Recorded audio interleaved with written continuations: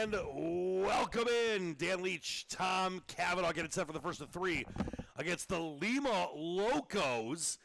Monarchs looking for some good late season momentum. They come in with just 9 wins in the bottom of the North Division, but a good series against the Locos could change that. Lima, one of the best teams in this Great Lakes Collegiate Summer League. They're 18-7, second in the North Division behind Muskegon. The clip joint, and as I bring in my man Tom Cavanaugh, very important for a good game one, much like the Monarchs were able to do against the Jetbox, and even in the game one of the doubleheader against the Clippers, get off to a good start today and keep the momentum going. Yeah, it was a tough game 3 back against the Leprechauns, but you got to bounce back here. You got a 3-game set against a road team, top of the league. We've already played the Clippers, who are at that top, have been smashing the North Division. But 18-7, the Lima Locos, they got a handful of all-stars that we're going to talk about later on, but the Monarchs have to play their best ball today that they have been lately in the past 3 or 4 games. We remember back, took down the Ice Haulers on a 2-3 series, so they have the advantage against teams from Ohio visiting here at Lake Trust Stadium. Let's see if they can follow that up tonight. Absolutely. Let's get to our starting lineup. Start with the visiting Lima Locos coming 18-7. They're our coach Chad Ernberger, 9-year minor league baseball, major league minor league baseball guy. Assistant coach Tyler Anderson, assistant coach Dylan Healy, and assistant coach Brandon Wilson. Who do you got for the Locos? They drive you crazy. Leading off, playing right field, Kyle Ashworth.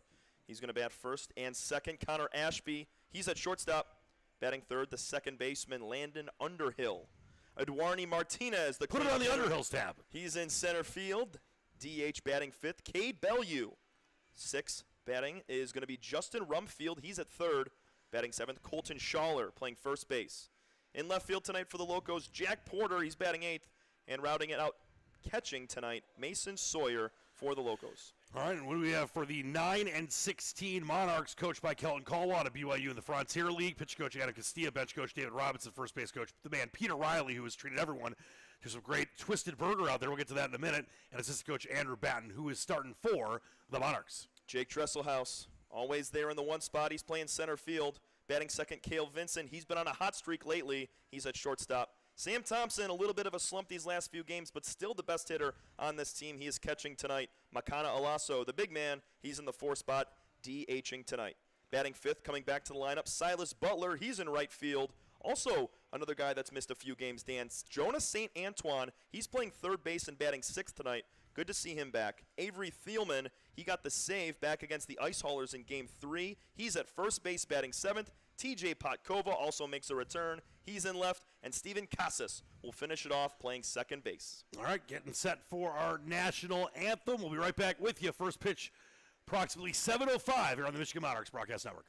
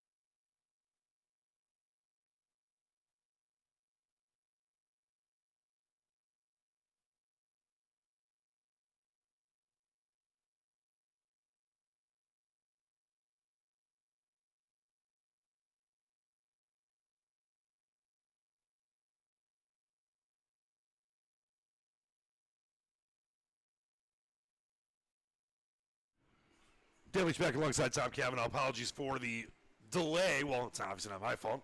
But we did have a terrible, terrible accident on the highways and byways in this area coming into Lake Trust Stadium. So the umpires were a little delayed. They are both here. Herschel ring the bell. And Marty, unfortunately, he didn't get here in earnest, but he's here now. And we should get going very shortly, so a little delayed from our scheduled first pitch time at 7:05. And I got a minute to do this, and I really feel bad because, even the great broadcasters make mistakes, Tom. The other day when Julio Lopez was out, I'd mixed a start of his up with a should I even say the other pitcher? It doesn't matter. But Julio Lopez did not give up 12 runs in 2 innings. Let's just say that, and he had a really good start the other night. I mean, just give Julio Lopez his numbers so far on the year. He's been solid. 21 innings pitched, scattered 5 walks throughout that, and an ERA of 4.7. So obviously, at times he had struggled early in the year, but not that start, Tom. So I apologize about that because, a lot of these kids are putting these together for tapes, and their families are watching. And Lopez, if I remember, that was the first game of the Clippers, or during the Clippers series, had a good start. Yeah, I think he did. We had referenced another Monarchs pitcher that ended up actually pitching well the next time he was out too. He actually pitched very well, but he had given up 12 runs in 2 innings, and I wrongly attributed that to Julio Lopez. So apologies to the Lopez family, clan, nephews, uncles, parents, whoever it is. So I apologize about that. But listen, when you got players in and out of these lineups, numbers changing all the time, it could be a tall task sometimes. So no excuses on my end, but we do love Julio Lopez, and with the staff undermanned during that Alaska trip, he had some solid work in there, and so did during the Alaska trip, you had a guy in Jake Peer throw a complete game shutout in 7 innings with, I think, maybe 1 or 2 other pitchers available on the entire roster. So everyone pitched in, Tom, during that time to Alaska, and Julio Lopez was a big part of that. So apologies to him and anyone that was watching that was related to him. But I'll tell you this last couple weeks of the season, the Monarchs aren't eliminated yet, Tom. They're not mathematically out yet, but they basically have to win 11 of 13. It's not impossible, but it's not likely. That being said, if they don't do that, this is a team that I think has enough quality players and is kind of gelling back together after this Alaska trip where the majority of the team was gone for a couple weeks, that they could have a nice end to this season. Oh, 100%. And all it's going to take is very short memory and forgetting about all those losses and all the tough times and all the adversity before, because it's 2 halves part of this season, but every day is completely different because you're not playing for a regional championship. You're not trying to win a national championship. I know this means a lot to win the North Division and go on and win your Great Lakes Collegiate League, but it's more important in your own personal play and how you are, progressing as a baseball player. Right. So these guys, I can see them doing a lot better in this second half. They have a lot tougher competition coming up. They got a little bit of Jetbox, but more Clippers, Ice Haulers, top 3 of those North Division, including the Locos tonight. So I'm excited to see them go after it in these next few games, but I got a lot of confidence, and I'm very optimistic. Well, speaking of doing good things, how about Tom Cavanaugh's little bro, the great Drew Cavanaugh, Beatrice, Julie, and Tom Sr.'s son, drafted 17th round out of Florida Southern by the San Francisco Giants, Tom. You made sure you stayed in touch with me. Let me know as soon as it happened. Was hoping we'd be able to talk about it tonight. What an awesome situation. And by the way, I was down at the Richmond Flying Squirrels a month or so ago. That's their AA affiliate, Brandon Bell, Brandon Crawford. Many other players have gone through there in the Giants system. Hopefully he gets to play there and beyond. But how cool was it for you? And obviously, more importantly, how cool was it for your brother? Because I know you talked to him. I mean, he could not sit down. He was standing up, going crazy, talking to everybody. Obviously had the organization on the phone a little bit. But in those first couple of moments, just watching him get that phone call. Oh. And we were watching the draft on TV, and he immediately told my dad to turn up the volume because we had it on the low volume setting. So he's on the phone with his agent and quickly goes, turn it up, turn it up. And he blasts the volume. We hear his name get called, and everybody freaked out. My mom went crazy, so did my dad. Yeah, Beatrice. So my dad was a wreck for a few minutes, but he deserves it, man. Nobody's put in more work than him over the last several years. He's been on quite a journey, 2 different universities, plus going down to Florida and living, kind of on his own since senior year of high school. So I credit all of it to him and his work ethic and his ability to stay patient and work through adversity and get to the next level. And that's where he's headed. And, you know, next couple days he's headed off, going to go to Scottsdale, going to do mini camp and everything. So I'm thrilled with him and I'm super happy. So awesome, Tom. Couldn't be happier for you and your family and obviously your brother. And that's what it's all about. And listen, we are lucky to be able to call baseball. We're lucky enough to play baseball. And to be able to celebrate this with you means a lot to me, and I know our Monarchs family and the fans around the country, even the opposing fans that watch and listen to our broadcasts. And that's the goal. I mean, we're calling these games with kids like your brother that have a chance to get drafted into Major League Baseball, which what is it, 0.1% of 0.1%? I mean, it's such a low percentage. Especially here in Michigan. Yeah, it is unbelievable, an unbelievable accomplishment. And listen, let's hope he has a long, illustrious career where he gets better and better. Even if he doesn't, he was drafted. He's going to get a shot to play. And unfortunately, there's a lot of kids that don't get that chance. But I know the kids like your brother take that full bear with total gratitude. And you and I have talked a lot about what baseball has meant to you and your brother and your family. And you mentioned your dad kind of lost it for a little while. I hope he did because he deserves to. He raised incredible sons. So did your mother. And how cool is it that you've got a brother that was drafted into Major League Baseball, a chance to make the show at some point, going to go to rookie minicamp, and, you know, with the fact that baseball means so much to you, that's got to be really, really special. Yeah, it really is. I mean, we've been playing baseball forever, and, you know, seeing him grow up, my dad told me, he said, you get a piece of credit in this because if he didn't have an older brother, then Drew wouldn't have been playing up 2 years because he was a 10-year-old going to Cooperstown with me, and he had 2 home runs. So, I mean, he was playing up at all levels up until he went to high school and college, and I think that obviously helped him through, but he's been, you know, so patient and has worked harder than anybody, goes to the gym almost 2 times a day, and I don't know how anybody can do it, but you see what type of work level it takes to go to the next level, and he succeeded in that, and I'm really proud of him. Awesome, awesome stuff. Couldn't be happier for you, him, and your family. We're in a holding pattern here, getting set for the first of 3 against the Lima Locos. The umpires were delayed because of awful, terrible, well, actually it was just one umpire, but just really bad traffic, some bad accidents. They cut 96, as many of you might know that live in the area around here, around Howell. Both directions into 2 lanes in some places as they fix 96. Boy, when they're done with that, first off, it'll be awesome.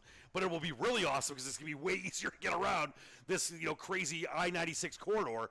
But that's why we're a little delayed. We should be getting going momentarily. By the way, if you didn't know, Twisted Burger, very famous diner, the Twisted Burger Diner on Miller Road in Flint, they are here tonight and tomorrow feeding the masses. Tom's going to get some food, I think, during the game or post-game. I had, what was it called, Garrett? The Twisted Bill.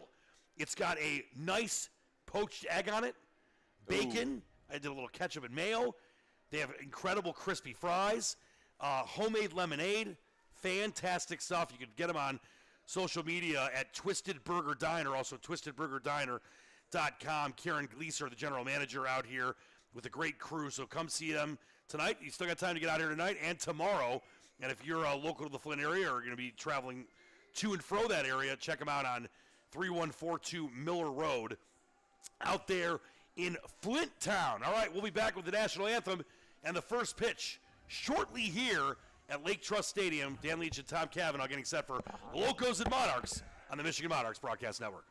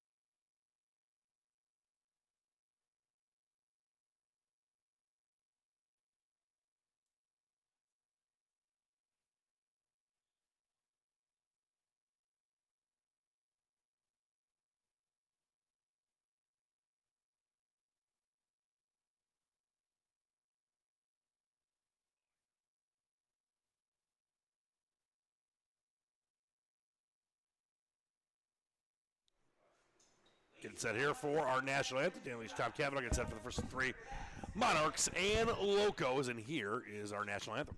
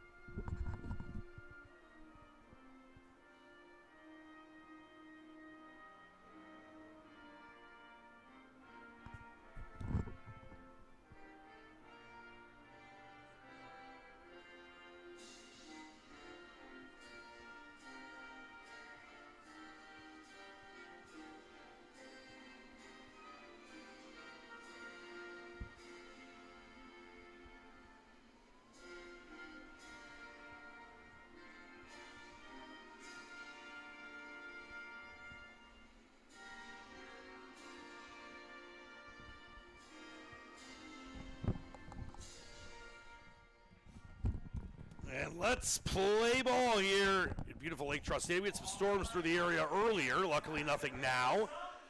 Some stormy clouds in the area, Tom. There's always a chance of an isolated thunderstorm, but we should be okay.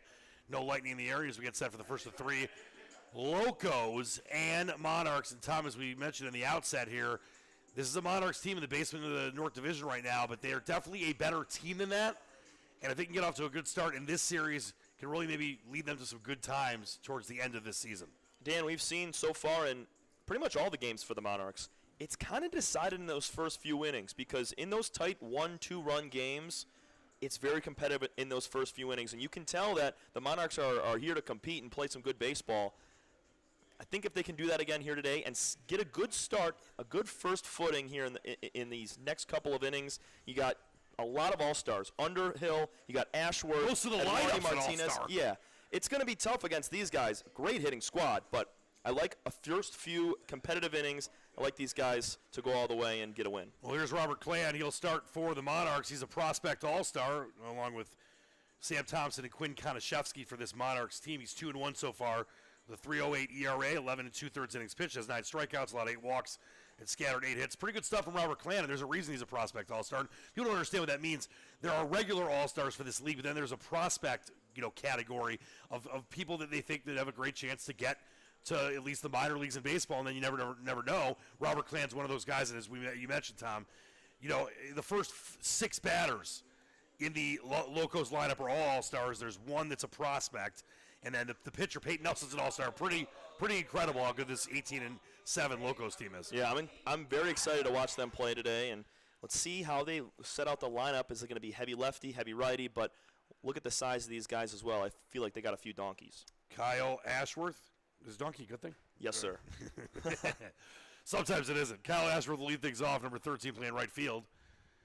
He is from Long Beach State in Tustin, California. First pitch is in there for a strike. That's Herschel Belby on the plate. First pitch, 7:24 p.m., 77 degrees and partly cloudy and how. And, of course, I almost jinxed us. There's thunderstorms expected at 8 o'clock. Ooh. But doesn't mean they're going to happen. Here's the 0-1.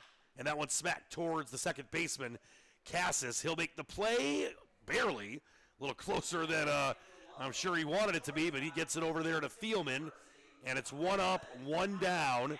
And here comes number 11, Connor Ashby, yet another all-star. Ashworth an all-star as well. Ashby the shortstop. And he out of Kent State University, the Golden Flashes, and North Canton, Ohio.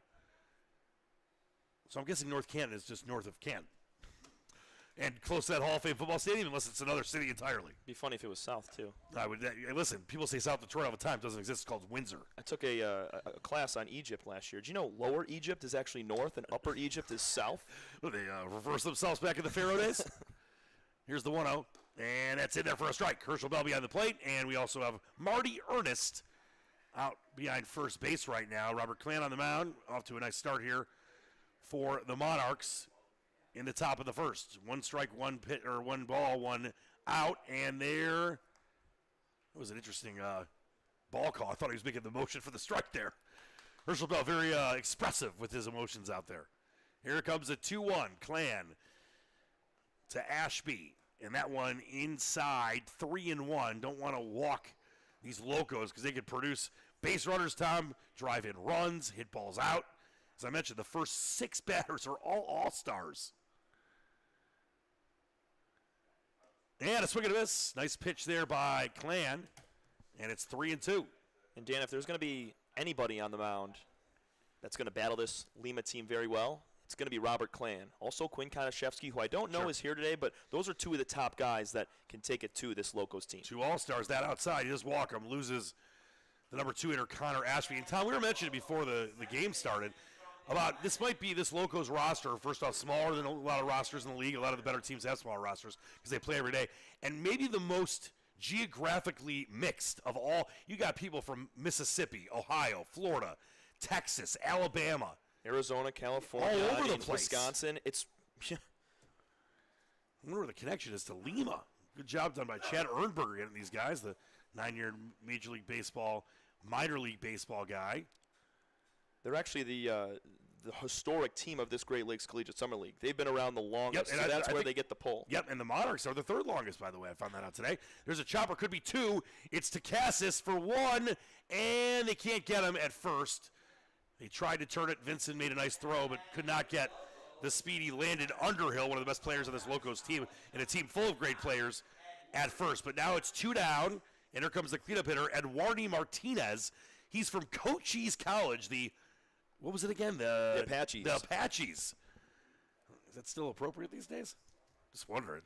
He's a sophomore out of Douglas, Arizona. They're outlawing more and more of them every day, though. I mean, and I listen, if it offends someone, I'm with you. I'm with it. I think sometimes we're a little too sensitive, but there's a swing and a miss. Nice pitch from Clan. But, I don't think it was good that we had a team called the Cleveland Indians. That was, in my opinion, that was not good. Or the Redskins, because that's a negative connotation. But the Apache, I mean, it's a tribe. If they were cool with it, then I'm cool with it. Here's the 0-1. Coming to Martinez. He sprays one foul into the wooded area to our right. Nice crowd on hand here.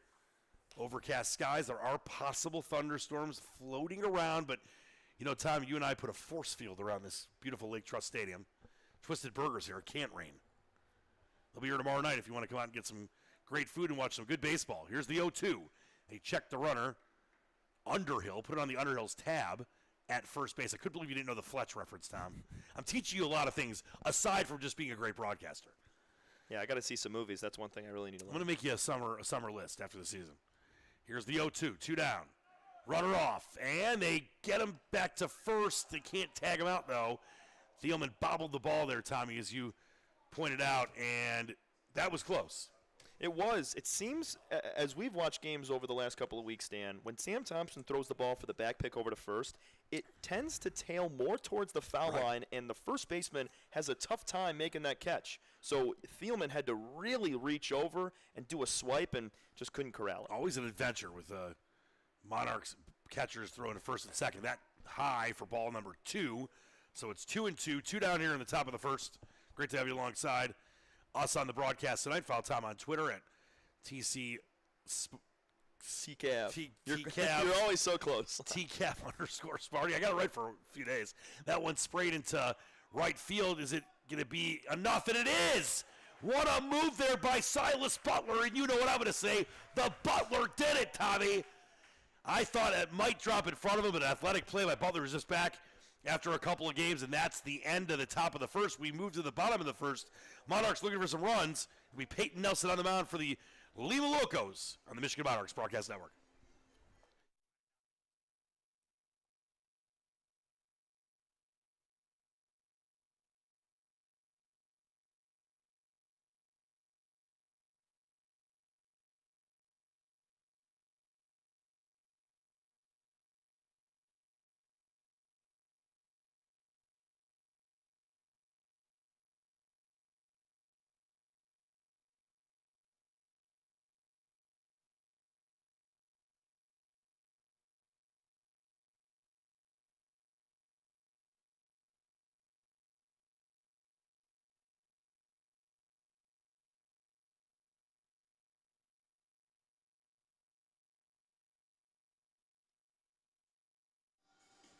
Welcome back into beautiful Lake Trust Stadium. Dan Leach alongside Tommy Cavanaugh's brother, Drew Cavanaugh, was drafted into Major League Baseball by the Giants in the 17th round earlier today. What a day for your family. What a day for Drew. I mentioned I hope he's listening to the broadcast because he's going to get a lot of shout-outs, but you said, I don't know, he might be a little busy right now. He deserves it. He's going out with his boys tonight. Yeah, I'm really excited for him. It's going to be hectic. He flies out in 2 days, so not really much of an off season for him, but I mean, he's been expecting this for the last couple of days, and it's really weighed on him. So the pressure off, he's relieved, everything is over with, and the process, whole draft process is over. But I mean, now the work really starts. It will be Peyton Nelson, who's also an all-star. In the starting lineup tonight, you have 7 all-stars for this out of 10 for the Lima Locos. He's 2-0, 5 games, 4 starts will be his 5th. 23 innings pitched. He struck out 21, walked 6, and 14 hits scattered throughout.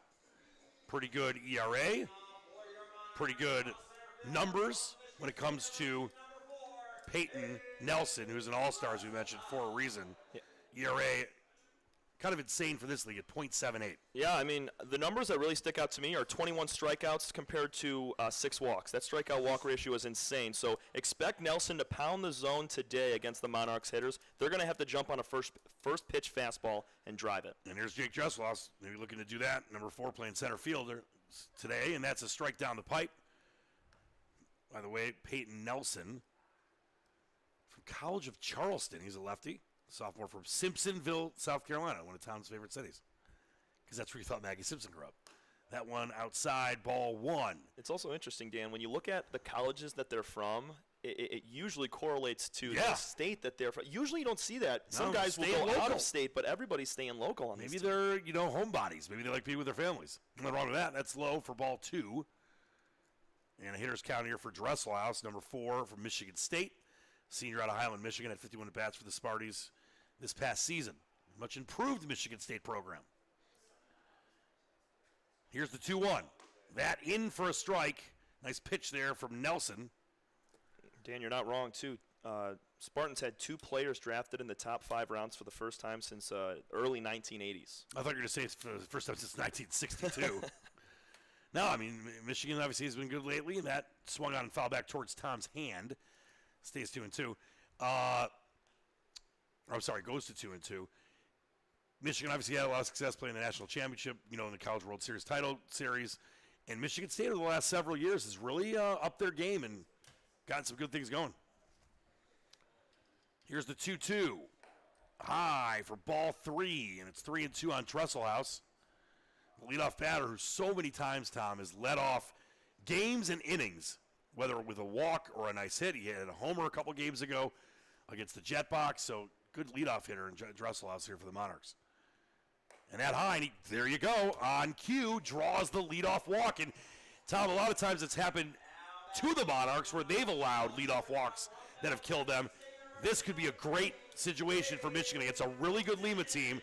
Leadoff walk hopefully leads to at least a run here. That's why head coach Kelton Caldwell refuses to take Dresselhaus out of that number 1 spot. He draws walks, he finds a way on base, and against a really good lefty here, he worked a count, fouled a couple pitches off, and saw a few pitches high for ball 4. Here's Cale Vinson, the shortstop, takes the ball high, and you're saying that drawing all those walks, he'd be a good Billy Bean player during the Moneyball era. It kind of worked. He gets on base. That's all that matters. Yeah, he's Kevin Euclid, the Greek. I was watching Moneyball last night for like the 200th time. What a great movie. That outside, ball 2. Vinson leading the team in batting average so far this year, .444. 16 hits, 6 runs scored, 6 ribbies, and a dinger in 36 at-bats. This will be his 37th, so a good year for Vinson offensively, and a good year in the field as well. Here's the 2-0. That down the pipe for a strike. Nice curve there for Peyton Nelson.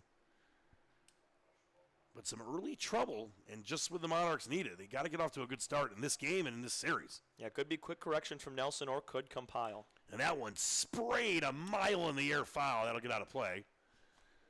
So the count now evens at 2-2.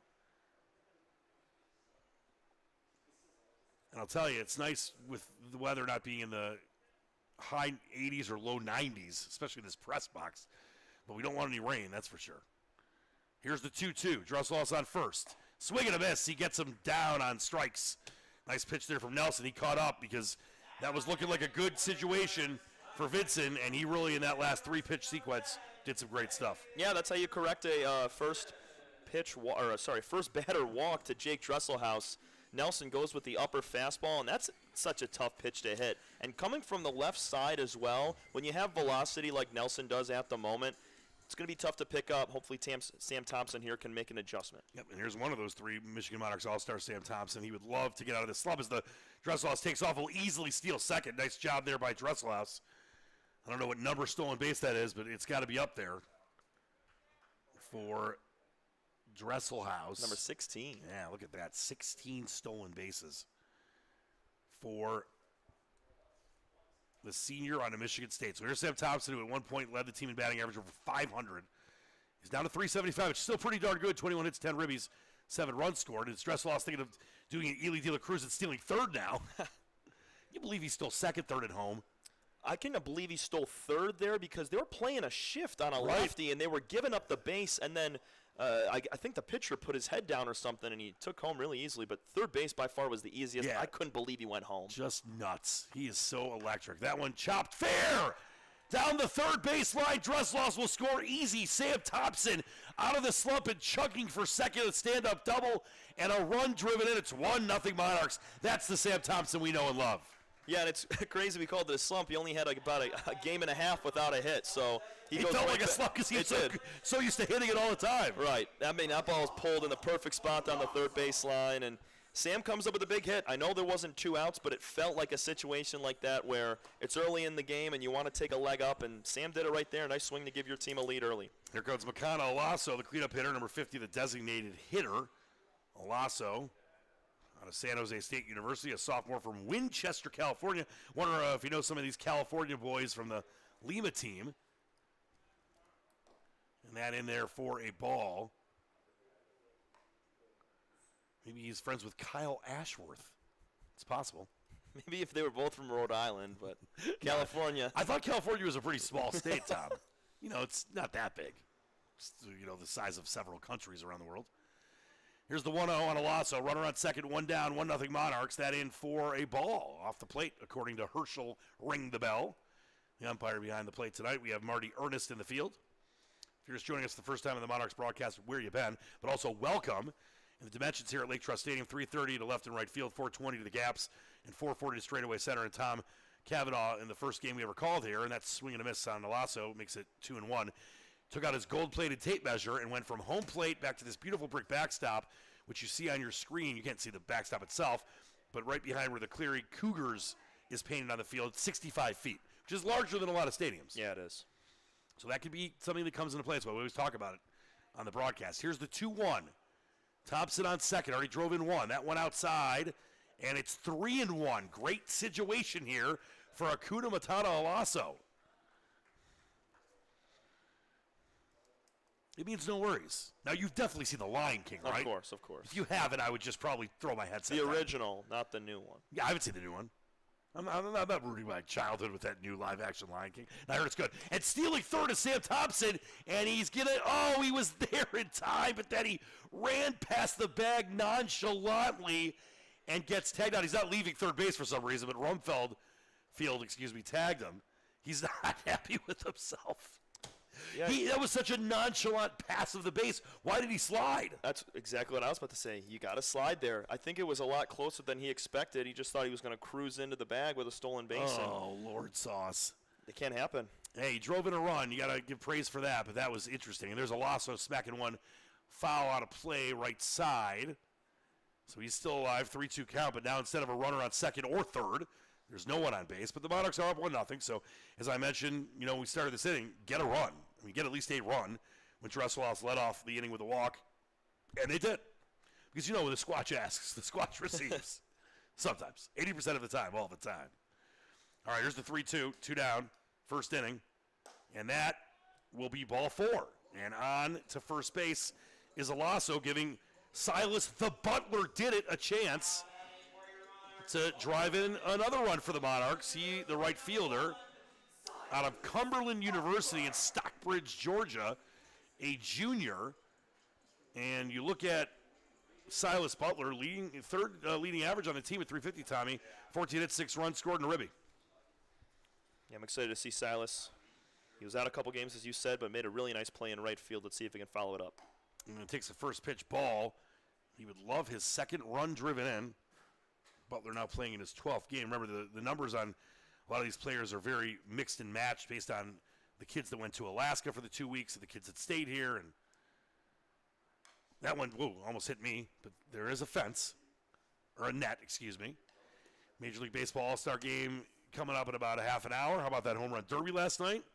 Vlad Guerrero Jr. doing the same thing his dad did back in 2007. He was 6 years old. They were showing video of him, his dad there when he won the home run derby. That was awesome. First father-son duo. Yep. Gotta love that. And now a 2-1 with 2 down. Alasso on first. Already a run in here in the bottom of the first. Here comes Peyton Nelson getting set for the pitch. And that one fouled and sprayed right side out of play. You know, we have this team, this legacy team that was supposed to practice on the field today, they thought. Obviously, they weren't, and they've been kind of floating around. I know they got some Twisted Burger, and hopefully they're going to be watching the game at some point. I think they're getting a little mini practice in over on the grass over there. I mean, that's at least what I would have done. Yeah, and now they've got Alasso in a rundown. Can he get back? No. And 2 outs of that inning caused by base runners. That is not what you want. But the good news for Monarchs fans, they do score a run on the Dresselhaus run-scoring hit from Sam Thompson. We head to the top of the second. Monarchs 1, Locos nothing on the Michigan Monarchs Broadcast Network.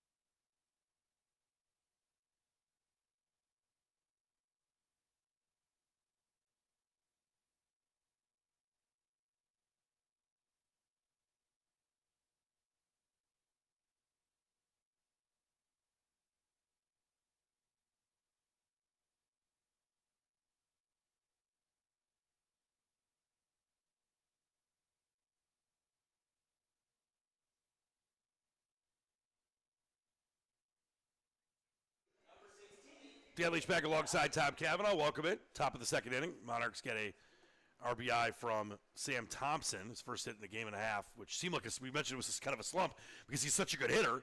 He's been batting 500 much of the year, but that'll up his average closer to 400 again. Now, back on the mound is Robert Clan in a solid first inning, and leading off here for the Locos is Cade Bellew, the designated hitter, the 5-hitter. Swings and taps one foul. Bellew out of Auburn, Alabama, and guess where he goes? Auburn. Yeah, he's going to be heading there next year. He's just graduated out of high school. So he will enjoy his time. But I've been to Auburn, a beautiful town. War Eagle. Here's the 0-1, swing and a miss. Nice pitch there by Robert Clan. We were talking during the break there. Robert Clan, solid pitcher. You know, obviously, if he was throwing in the high 90s, it'd be a little different as far as prospect ability, but he's a prospect all-star for a reason. He really mixes up his pitches pretty well. Right, his pitch selection is great. And that outside, ball 1. Now 1-2 on the 5-hitter, Cade Bellew, who also, as we mentioned, the top 6 batters in this lineup are all All-Stars. He's one of the 7 in the starting lineup today, including the pitcher, Peyton Nelson. All-Stars for the 18-7 Lima Locos. That outside evens up the count at 2-2. And Bellew comes in averaging .295. 18 hits, 8 ribbies, and 12 runs scored. And that's going to be, did that hit him? Yep. It sure did. I thought that was a little off of him. But it hits Bellew, and he takes first. And there's the leadoff walk the other way, which you don't want if you're a Monarchs fan. No, and you go back to that, first inning at the plate for the Monarchs. Peyton Nelson had 6 walks coming into this game. He had a third of that, 2 walks in that inning, and, the Monarchs ran themselves out of the inning on the bases. And first pitch swinging is Justin Donald Rumfield, and it's into left field. So the first two in, or on, for this Locos team. And I mentioned first 6 batters, Rumfield also an all-star. But now we get to the first non-all-star. Not that he's not any good, but Colton Schaller, the first baseman, wears number 12 from Kent State University, like his fellow teammate Connor Ashby, who wears number 11, by the way. He's from Mount Horeb, Wisconsin, sophomore. Yeah, Schaller's got some pop, though, even though he's not an all-star. Ties the team lead for home runs at 2. And he does. 13 hits, 10 runs scored, and that's past a diving Cassis, and that's going to score a run unless there's a miracle, and there isn't. Scoring easily there is Cade Bellew, and now it's first and second. Again, nobody down, and a lot of first pitch swings here that are doing some damage against Robert Clan, Tom. Just we were talking about how he mixes pitches up. Right, they were jumping on the first pitches, not allowing him to mix those pitches up. Schaller picks up his 11th RBI of the year, and even though he might not be an all-star, we know this entire Locos team can swing it. And here's Jack Porter, the left fielder. First pitch swing and strike as he swings through it. He is a guy you might recognize when it comes to being on SportsCenter and making one of the great catches you'll ever see. If you haven't seen the video of him talking about it, check it out on YouTube. He said his phone was off the hook. Well, they're not hooks anymore, but you know what I mean. That did for a strike. Nice pitch by Robert Clan, 0-2 on the number 8 hitter, Jack Porter. Porter comes in batting .213, 6 driven in, 13 hits, 16 runs scored in 19 games. Here's a very important first out, hopefully, for Robert Clan. The 0-2, and that's low for ball 1. Yeah, that was one of the great catches, Tom, you will ever see. I don't care what level, even Little League. And it was on SportsCenter's top 10, and it just was great for this Great Lakes Collegiate Summer League to have one of their players featured on ESPN. Here's the 1-2. 2 on, nobody out. And a swing through the 5-6 gap. Remember that happened earlier this season. It's going to just load the bases, though. No run scored there, but bases juiced, nobody out. And here comes the 9 hitter, Mason Tom Sawyer, the catcher. And he's from, Ohio State. And Canal, Winchester, Ohio. Never heard of either of them. He'll be a junior. And a big spot for the number 9 hitter, Mason Sawyer. Batting .200, just the Mendoza line. 2 ribbies, 6 hits, 10 runs, and he takes a ball. Big spot here for the Monarchs and Robert Clan in a 1-1 game. Yeah, 3 straight base hits. He's got to find a way to roll a double play here or get some weak contact in the air. Yeah, you give up a run in a heartbeat for a double play. And creeping in is Rumfield, third base. And I don't think he's going to try to pull out Ely De La Cruz and steal home, but he was creeping in about 8 paces towards home plate. Now he's back. Here's the 1-1. And a swing and a miss. Nice pitch there by Robert Clan. It looks like Sawyer's wearing a Cincinnati Reds batting helmet, if I'm not mistaken. No, that's the He's an Ohio guy. Well, that's the Buckeyes helmet. He was with them last year, just didn't have any playing time. Now I'll just call it a Reds helmet. That one's back to the 5-6 gap again. It's going to probably score at least 1, if not 2. It does score 1. Coming in to score is Rumfield, and just like that, the base is reloaded 2-1, and things are getting from bad to worse here in the top of the second, Tommy. I mean, we knew what we were getting into when the Locos stepped out here off the bus. You know, a team that's almost hitting 300 as a team. They can swing it. They're not putting everything in gaps. The leader on their team has 2 home runs. They find other ways to drive in runs. And look at that, 4 straight singles. The 6 through the 9 spot all just poked a single out into the outfield. Nothing big, just stuff that scores runs. And what good baseball teams do, there's a reason they're 18-7 and have their own Lima Locos bus that I'm looking at out there in right field. Looks like a Entenmann's insignia on that bus. The Lima Locos logo. That donut company? Well, they're, for the donuts. No, you're right. They got some incredible coffee cake. Grew up on that stuff. Here's the lineup turning over with Kyle Ashworth, the right fielder. And Clan gets a much-needed strike, 1-1. First time up, it was a ground out for Kyle Ashworth. Tom did the little mouse fingers there like that. I usually do that for a walk. I don't know why I did it for a ground. No, I like what you did there. Tom's a great guy to call a game with. Everyone can realize that. That is going to fall outside the zone due to according to Herschel Bell. The world according to Herschel Bell. Here's a 2-1, bases loaded, nobody out. Monarchs need to find a way to get some outs here. And that one might be away. If Sam Thompson can get to it, he can't. Oh, that hits the roof of the press box and scares the bejesus out of everyone in here. So it's a loud strike, but it is 2-2. And you got to start somewhere, Tom. An out here would be a good start. Yeah, with Kyle Ashworth at the plate. I mean, wind's blowing out towards right field, so it doesn't help out the Monarchs here. Ashworth's got a little bit of pop, but I like him to pull one between first and second here. And that one swung out and fouled out of play left side. And stays 2-2, but nobody down. Already 2 runs in. And against a really good team like the Lima Locos, you don't want to get behind big. Especially in game 1 of this series, when you need a win to stay alive mathematically in the playoff race. 2-2 is in the dirt, and luckily Thompson doesn't let it get too far by him.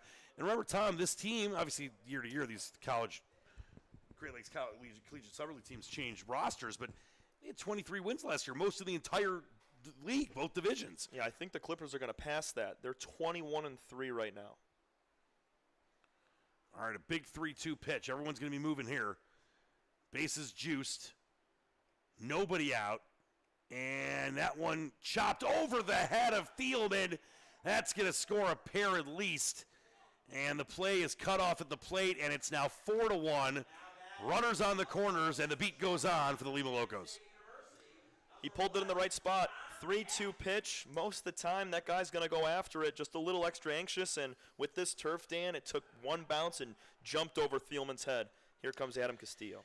Yeah, Castillo's waving his right hand, which doesn't mean he's going to the bullpen. No, he's just there's no one warming up. He's waving off the infielder, so everybody would come in and meet at the mound, but Castillo wants to have a one-on-one conversation here with Clan and didn't want the infielder. Yeah, so talk about that, Tom, being a guy that's played this game for a long time.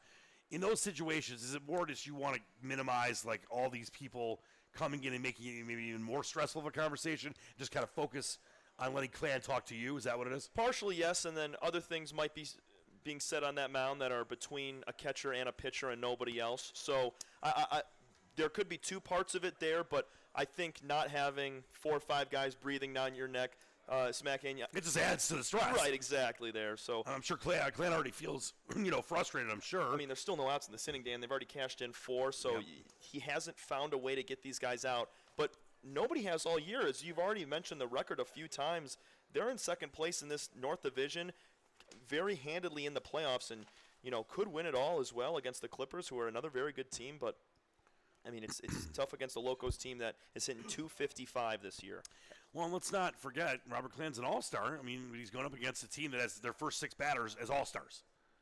It's like the Murdersboro Yankees, and now stepping in for the second time in a couple innings, number 11, Connor Ashby. Ashby walked the first time up. There's now the you fingers. do the little walk signal for me. Still nobody down, first and third. Clan trying to get this first out. That down the plate in the called strike, according to Herschel Bell. And it's a 1-1 now on Connor Ashby, the shortstop from Kent State University out of the MAC. And that chop towards the shortstop. Can they turn 2? There's 1, and there is 2. So a much-needed double play. Great job there by Vincent and Cassis to Thielman. A run does score, but they get 2 outs, and they can hopefully get out of this inning with no further damage, but it is 5-1. And up now for the second time is Landon, put it on the Underhill's tab. Also an all-star, the second baseman.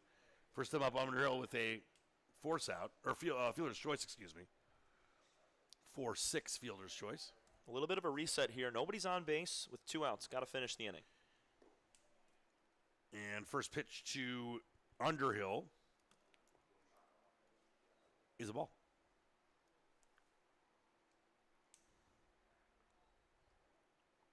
And that one down for ball number 2. Pardon me, you have a towel? My cart is in a water buffalo. It's another Flesh reference, which, by the way, you need to watch by the end of the week. We have Underhill all week. You got to watch Fletch. It's a great movie. And that is ball number 3. So as you mentioned, a reset, but not, unfortunately, what Clan wants to do is first 3 pitches balls. No, everybody's come around and scored, and now you got a fresh inning here. Nobody out. You have to find a way to get this guy out and not put anybody on. And that down the pipe for a strike. It started to walk towards first. We've seen it a million times, Tom. Don't show up the umpires in this Great Lakes Collegiate Summer League. They're going to always call it a ball. I mean, or a strike, excuse me. On 3 balls, no strikes, that strike zone is huge for that next pitch. Just stay there. And that outside does walk him. And it'll bring up the cleanup hitter, Eduardo Martinez.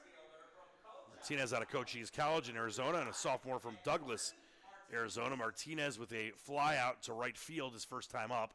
One of the few Locos batters that hasn't either gotten on base or scored a run yet. Dan, we've seen this before with the Clippers in their big innings. This is the 9th batter to come up. They've hit all the way through here in the 2nd inning, have the Locos. And a swing and a miss. Good start-off pitch there. Fastball for Robert Clan, who might be having a rough go of it here, but is an all-star for a reason, along with Sam Thompson and Quinn Konashevsky, Clan of the prospect variety. And that one smacked foul. No room for Butler to get there. Similar play, though. That was the play last time when Martinez was up. Butler made the diving play to end the first, so you never know. He could flop another one over there down the right field line. It's going to be a long run for Butler, who doesn't look to be shading. Yeah, I was going to say, do you think Butler should maybe shade a little towards the line there and right? He's playing straight up. Yep, here's the 0-2, 2 down. We'd love to get out of the inning as Clan, and he does not on that pitch. Already 5 runs in after a good first inning by Robert Clan. Monarchs missed an opportunity with 2 runners running themselves off the base paths. They did get one on the Thompson RBI to score Dresselhaus. And that down the pike for a called strike 3. The inning mercilessly over, but not before, unfortunately, 5-run score. It's 5-1. We head to the bottom of the second here on the Michigan Monarchs Broadcast Network.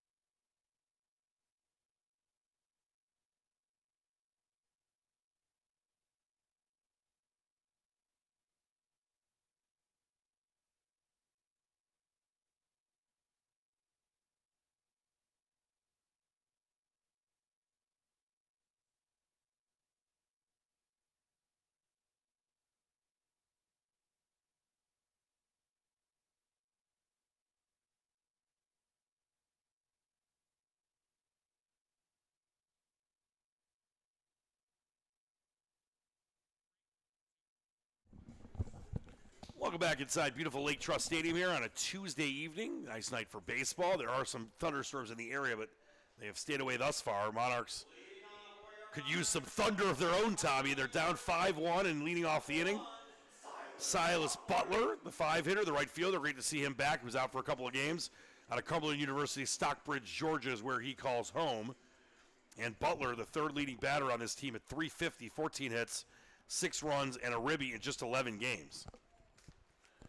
And the first pitch in there for a ball off the hands of Peyton Nelson. Also a Lima Locos All-Star to go along with their first 6 batters in the lineup. It's a good team. Very good team. Not like the Monarchs are down 5-1 to a bad one. And that one sprayed foul out of play to the wooded area where I think the Legacy youngsters were practicing. Hopefully it doesn't hit one of them. Don't forget Twisted Burger out of Flint. They got their food truck here tonight and tomorrow. Follow them on Twitter, or excuse me, Instagram and Facebook at Twisted Burger Diner. Great eats. Tom is eagerly anticipating his burger and fries. I hope they're still there when I get there. Oh, they're here till 10, friend. Oh, wow. You're getting food. I might not be able to stay here to eat it with you because I'm a little tired. Late night last night after the Vlad Guerrero home run derby win. Went out and ran some laps. That one sprayed into right field out of play, though. Running towards it was Ashworth, but had no chance of making a play there. Butler's got some great power for a guy his size. Yeah, and that wind's helping out, too, blowing straight out to right field. We could see a few get out today. I mean, Dan, I know we've only seen, together we haven't seen one, but there's only been 2 this year hit out at Lake Trust Stadium. Which is, it's not like it's a huge, it's not a small stadium, it's not a huge one. This one's skied into right field. Under it is Ashworth. He will make the play. And it's 1 up, 1 down here in the bottom of the second for the Michigan Monarchs. And coming up now, and we've missed this guy too, number 5, Jonas St. Antoine, the third baseman. He's a guy that came to the team a couple weeks ago when they had just left the majority of the team to go to Alaska, stolen a ton of bases, gotten on base a lot, and really been a great member of this team as a freshman out of the University of Pittsburgh.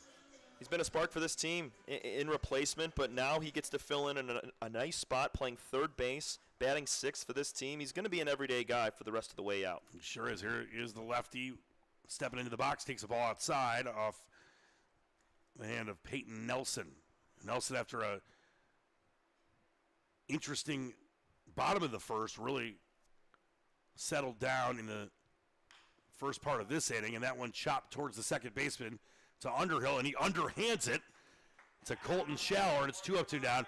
Not that it was like he was in trouble in the first time, but the Monarchs had a good, I think, game plan at the plate to get runners on base. They did, but unfortunately Sam Thompson ran himself out of third, and then you also had Alasso run himself out of first base, trying to go to second. Yeah, it was a head-scratcher on multiple occasions there in that inning. Monarchs are going to need to do a better job on the base paths. Their swings have been good. Have to keep that up, but got to be a little more wise on the base paths. And here's first baseman in the 7-hitter, number 19, Avery Thielman, taking a first pitch strike. Thielman, a Western Michigan Bronco, sophomore from Kalamazoo. And we mentioned not a lot of these players in the league actually go to schools where they're from, but he does. He's like to stay, maybe, likes to go home and get mom's cooking. She makes a good meatball sandwich. I hear your mom, Beatrice, makes exquisite beef stroganoff. What would you say her greatest dish is? I'm sure she's got a ton. Ooh, this chicken casserole. Oh, I got to come over for some of that. There's a ball high, 2-1. It's got cornflakes on top. Ooh, a little pepper. Kellogg's or fake ones? Because it makes a difference. What's the one with the chicken on it? The turkey? That's Kellogg's. Okay, yeah. With the chicken. Whatever. Isn't it a rooster? Yeah. Either way, that did for us. I don't know. All I know is we're talking about Kellogg's cornflakes at the bottom of the second. That's not a good thing. No, it's baseball. It's part of the fun. Here's a 2-2 on the number 7 hitter, Avery Thielman. No one on, 2 down. Monarchs down 5-1 after leading this thing 1-0. And that chop towards the third baseman. One-handed Rumfield makes the play, and that's it. 3 up, 3 down for the Monarchs. We head to the top of the third. Tommy Cavanaugh will take over on the Michigan Monarchs Broadcast Network.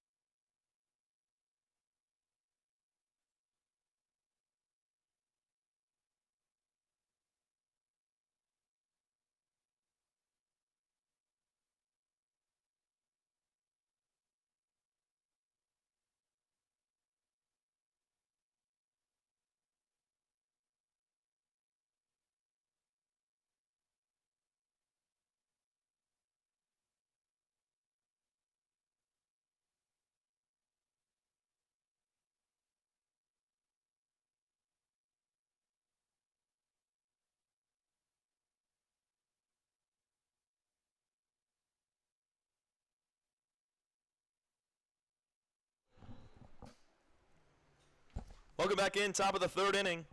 Lima Locos on the road here against the Michigan Monarchs. Catch you up to this point. The Monarchs scored first in the bottom of the first inning. Sam Thompson had an RBI double. But then quickly, the last time the Locos were at the dish, they brought 9 men to the plate, 5 straight singles, and took a 5-1 lead as the first pitch to Cade Bellew is outside for a ball. Robert Klan still on the mound, getting his third inning of work. Kicks and fires as Bellew pops one up, getting out of play. Evens it up 1-1. Hit by pitch last time for Cade. He started the big inning. It was Bellew with the hit by pitch and then 5 straight singles to bring in Bellew and company. Clans 1-1. Change up high and outside. My partner Dan Leach mentioned multiple times. Beautiful weather out. Partly cloudy, extremely cloudy actually. Hopefully that thunderstorm holds off as Bellevue taps one in the box. 2-2.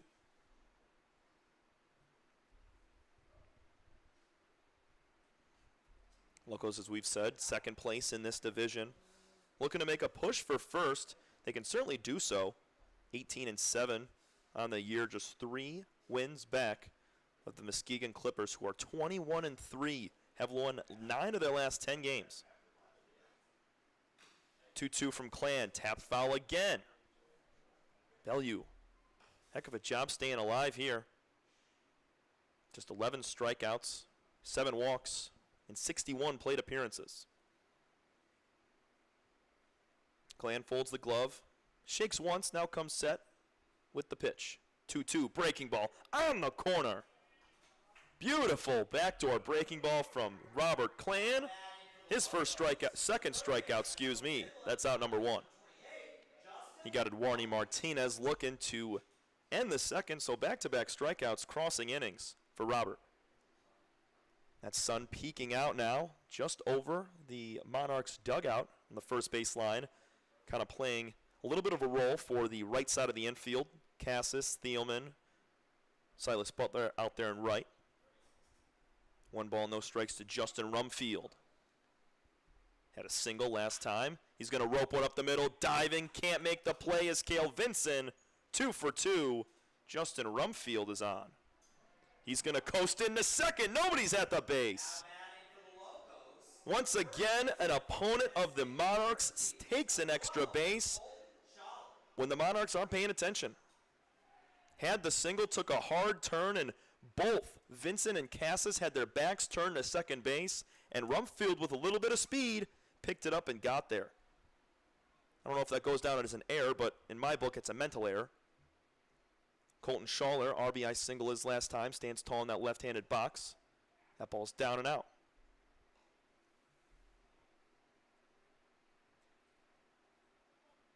Schaller, as we already said, 2 home runs this year. Tied for the team lead. League lead is at 4. So not a lot of bombs being hit, especially here at Lake Trust Stadium. Very deep ballpark. 420 feet in right and left center. Just complete alleyways out there. 2 balls, no strikes to Schaller. Brought in a run last time. Also scored himself. That breaking ball misses low. 3-0 now. A little bit of movement in the bullpen for the Monarchs. Nobody getting hot and ready, but a few pitchers stretching out over there. Justin Rumfield's on second. He singled and took an extra base as the Monarchs weren't paying attention. 3-0. On the inside corner.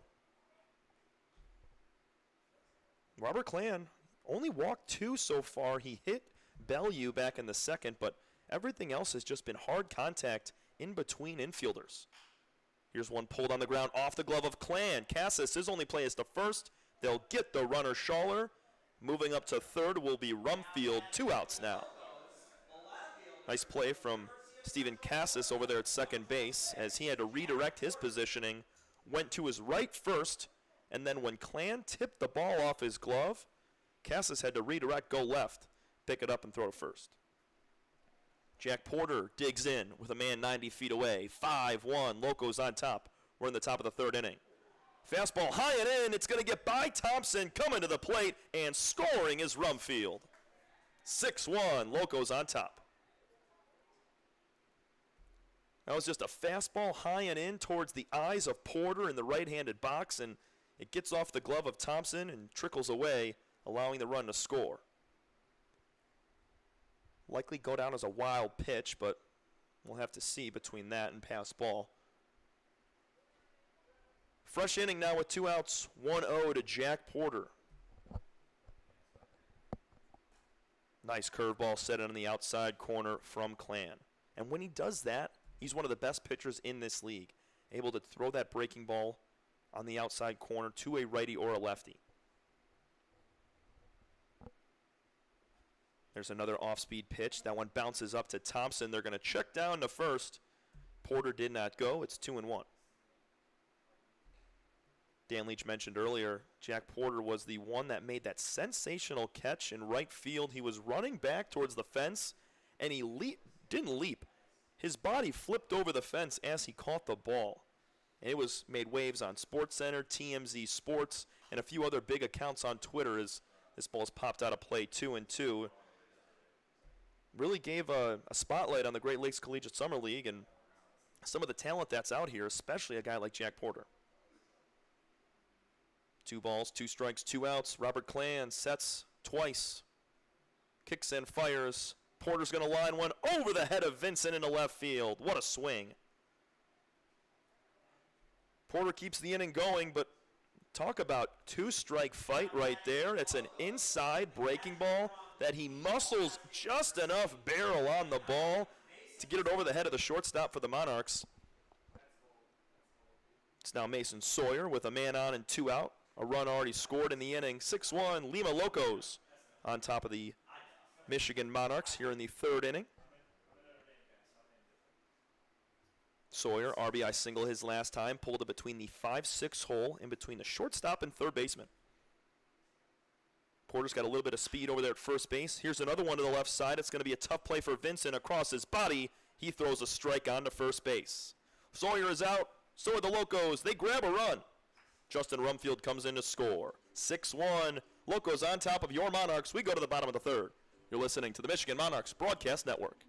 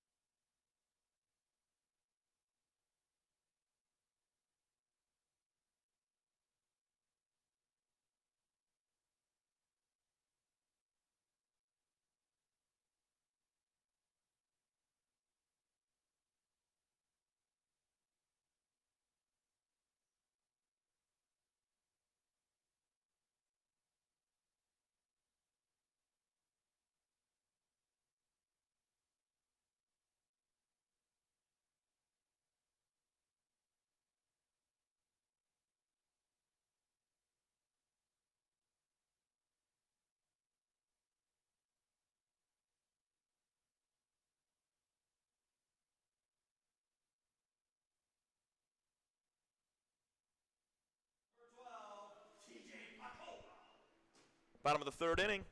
Monarchs going to take another crack at it here to pull back. They trail by 5 runs at the moment. 6 runs, 7 hits, no errors for the Locos. 1 run, 1 hit, no errors for your Monarchs. TJ Potkova to lead things off against Peyton Nelson. First pitch to TJ is popped up out of play. 0-1. It'll be Potkova and Steven Cassis, who have not hit yet, in the 8-9 spots, and it'll turn back over into Jake Dresselhaus in this inning. Peyton Nelson has settled down well as that one set in for a strike on the lower inner corner. Quickly 0-2 on Potkova. You can see Nelson starting to work that slider in for a strike much more than he did in the first inning. He gave up a RBI double and 2 walks in that first. Only resulted in 1 run, though. Check swing. Did he go? Yes, he did. Potkova's out. Another high fastball. That's the 2nd swinging strikeout that we've had from Peyton Nelson today on a fastball up above the letters. And that one, TJ just couldn't hold up. Here's Steven Cassis, last batter in this lineup. Made a nice play in the top half of the inning to get an out. Heavy righty lineup today against a top lefty in this North Division. Popped up out of play back to the screen from Cassis. Kind of give you a review on the numbers of Nelson so far this year. 23 innings pitched, has only allowed 14 hits, 21 strikeouts, compared to 6 walks. Those numbers up a little bit because of today's performance, as that's a strike on the inside corner. Curveball that time. That started middle, and ended on the inside.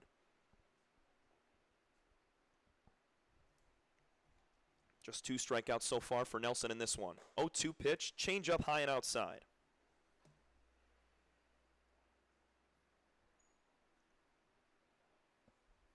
Stephen Cassis, also one of the everyday guys, had a pinch hit back against the Leprechauns. That was in game 1. Hit for Zacharias Salinas.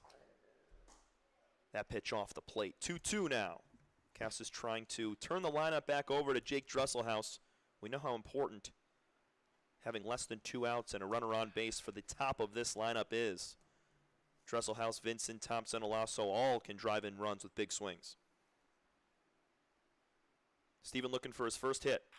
Line drive, caught by Ashby at shortstop.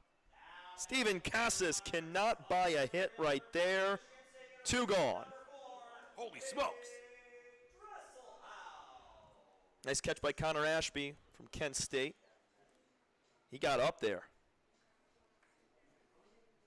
Back to the top of the lineup in Jake Dresselhaus. He came around to score on the Thompson double back in the first. Stole a base, walked. He's going to swing at the first pitch, fly it out of play. Cloud's starting to break up just a little bit here in Howell, Michigan. Glad to have you along for the 6th final home game here. Only just a few left at Lake Trust Stadium. After tonight, 11 games left in the season for the Michigan Monarchs. Quickly 0-2 to Dresselhaus.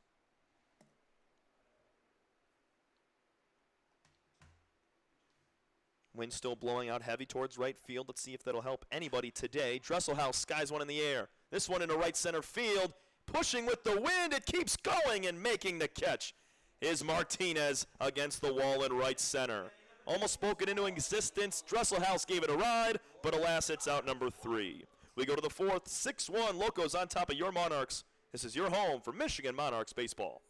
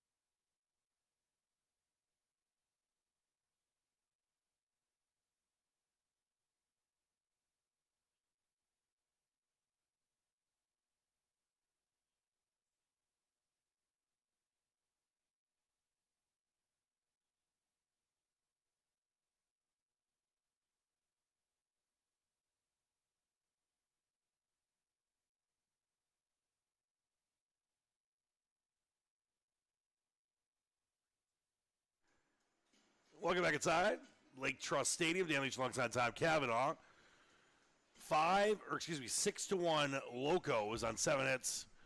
No errors, just 1 hit so far for the Monarchs and 1 run. And now we've got a new pitcher in relief of Robert Klan, who went 3 innings, 7 hits, 6 runs, all earned, 2 walks, 2 strikeouts, faced 18 batters. And now it's number 33, Kevin Cordy, on the squad. 7.71 ERA. This will be his 4th appearance. 2 1/3 innings pitched, 2 strikeouts, 3 walks, 3 hits out of South Line, Michigan, a righty. 6'3" senior out of Saginaw Valley State University. Go Cardinals. Yeah, he hasn't thrown a lot this year. That ERA is obviously skewed because he's only given up 2 in 2 1/3 innings. But 3 walks compared to 2 strikeouts, that's too small of a sample size to really get a good feel on what we're getting here with Cordy. But I'd like him to be competitive here. 6 runs already in for the Locos. They got to find an answer to stop these guys offensively. And how about this? Kyle Ashworth, an all-star for this Locos team, the right fielder, is up for the 3rd time, and we're in the 4th inning. He has grounded out and singled so far tonight. Now he faces the new pitcher, Kevin Cordy. Pull the Cordy. Takes a strike. According to Herschel, ring the bell. He's behind home plate, and Marty Ernest is the ump. About 15 feet behind first. That in for a strike as well, so off to a good start is Kevin Cordy, as you mentioned. Has not pitched much, but showed some good stuff early. Not a lot of film on Cordy for this Locos team. I'm looking forward to see if he goes multiple innings. The most he has thrown this year is just one full inning. Here's the 0-2. And he gets him on 3 straight pitches. That time looking, Ashworth can't believe it. He's an all-star, but that batting appearance made him look like maybe not so much fun. I'm kidding. No, of course. That's how you make an entrance right there. There's nothing Ashworth could have done. Cordy dropped 2 bangers on the last 2 pitches, and he just had to stand there and watch. It's like Ricky Vaughn coming in for the Cleveland Indians back in the early 90s. There's Connor Ashby. He walked his first time up and then grounded out into a double play. His second appearance. This will be his third as well here in the top of the 4th. 6-1, Lima Locos. That outside the zone starts him off with a ball. You look at Ashby, yet another all-star. As we mentioned, the first 6 batters in this lineup are all all-stars. Ashby out of Kent State, North Canton, Ohio. And that one swung on and banged into center field on his horse and making the play on his knees is Dresselhaus. So 2 up, 2 down, and this is music to Monarchs fans' ears after how things went in the first few innings here. And sometimes when you have a starter and you can kind of figure out early that the opposing team is on him and they're taking good swings off him, you have to change something up. And obviously you wanted Clan to go longer than he did, but got to try to find some sort of kryptonite for the Locos team that's been smacking the ball all around the ballpark tonight. And now up is Underhill. Why did I just botch his first name? Just put it on his tab. Landon Donovan. Yeah, 2 Landons on this team, too. I know. I was like, what the heck? I want to make sure I was reading the right one. And it wasn't like Clan had a terrible start. He just had a bad inning. There's a strike, 1-1. And it wasn't like the Locos really were banging the ball around the park. They just had a lot of singles that were driving in runs and getting guys on base. Clan's an all-star, prospect all-star for a reason. Here's the 1-1 with 2 down, nobody on. Monarchs trail 6-1 here in the top of the 4th. And that inside for ball 2. 2-1 on Landon Underhill. Don't forget Twisted Burger. They're here tonight. They're here tomorrow night, 6 to 10 p.m. Come out, watch some great baseball, and get some great food treats. Follow them on Instagram and Facebook at Twisted Burger Diner. And that hits him. So as good as this inning started, for the new pitcher, Kevin Cordy, you don't want to send someone on base with a free pass. That's just a tough pitch there with a breaking ball in the inside half. You got to gamble on certain pitches, and Cordy did right there and held onto his hand, got a little bit extra too much lace there and pulled the ball into his feet. Here's Eduardo Martinez, the cleanup hitter. He flew out to right field his first time up and then struck out looking. And he checked the runner, does Cordy at first. Remember, it's been an adventure with Monarchs catchers and pitchers throwing to first and second base. Been better the last couple of games, but still issues at times. And the first offering is a ball high on the cleanup hitter, Eduardo Martinez, out of Douglas, Arizona, and he attends Cochise College. Sounds like a good place to go to school. That one skied 8 million miles towards Neptune, but foul. That's one of the highest balls we've seen hit in this entire season here at Clary, but just a loud strike. Dan, you mentioned Cochise College. They actually had a player drafted today. Matthias Lacombe, trying to be the first ever French player to make it in the major leagues. Vive la France? How do you feel about French fries? Because I know for a while, when you were probably not even born yet, you weren't really high on Americans' lists. Post 9/11. We started calling them freedom fries. Jeez. I'm glad you missed all that nonsense. Yeah, I was too young. It's rough when I was in college. Great times, but I'm saying there was bad events. Here's the 1-2, trying to get out of a clean inning with no runs scored, is Cordy on in relief of Robert Clan. And that, just kissed the plate, but a little outside. It's 2-2 now on Martinez. You are a great coaches, by the way. Which means broadcast partner. Here's the 2-2. Swing and a miss. He gets him on strikes. How about Kevin Cordy throwing the mustard? 2 strikeouts in the inning. And the Monarchs come to the batter in the bottom of the 4th, down 6-1. Let's get some runs on the Michigan Monarchs Broadcast Network.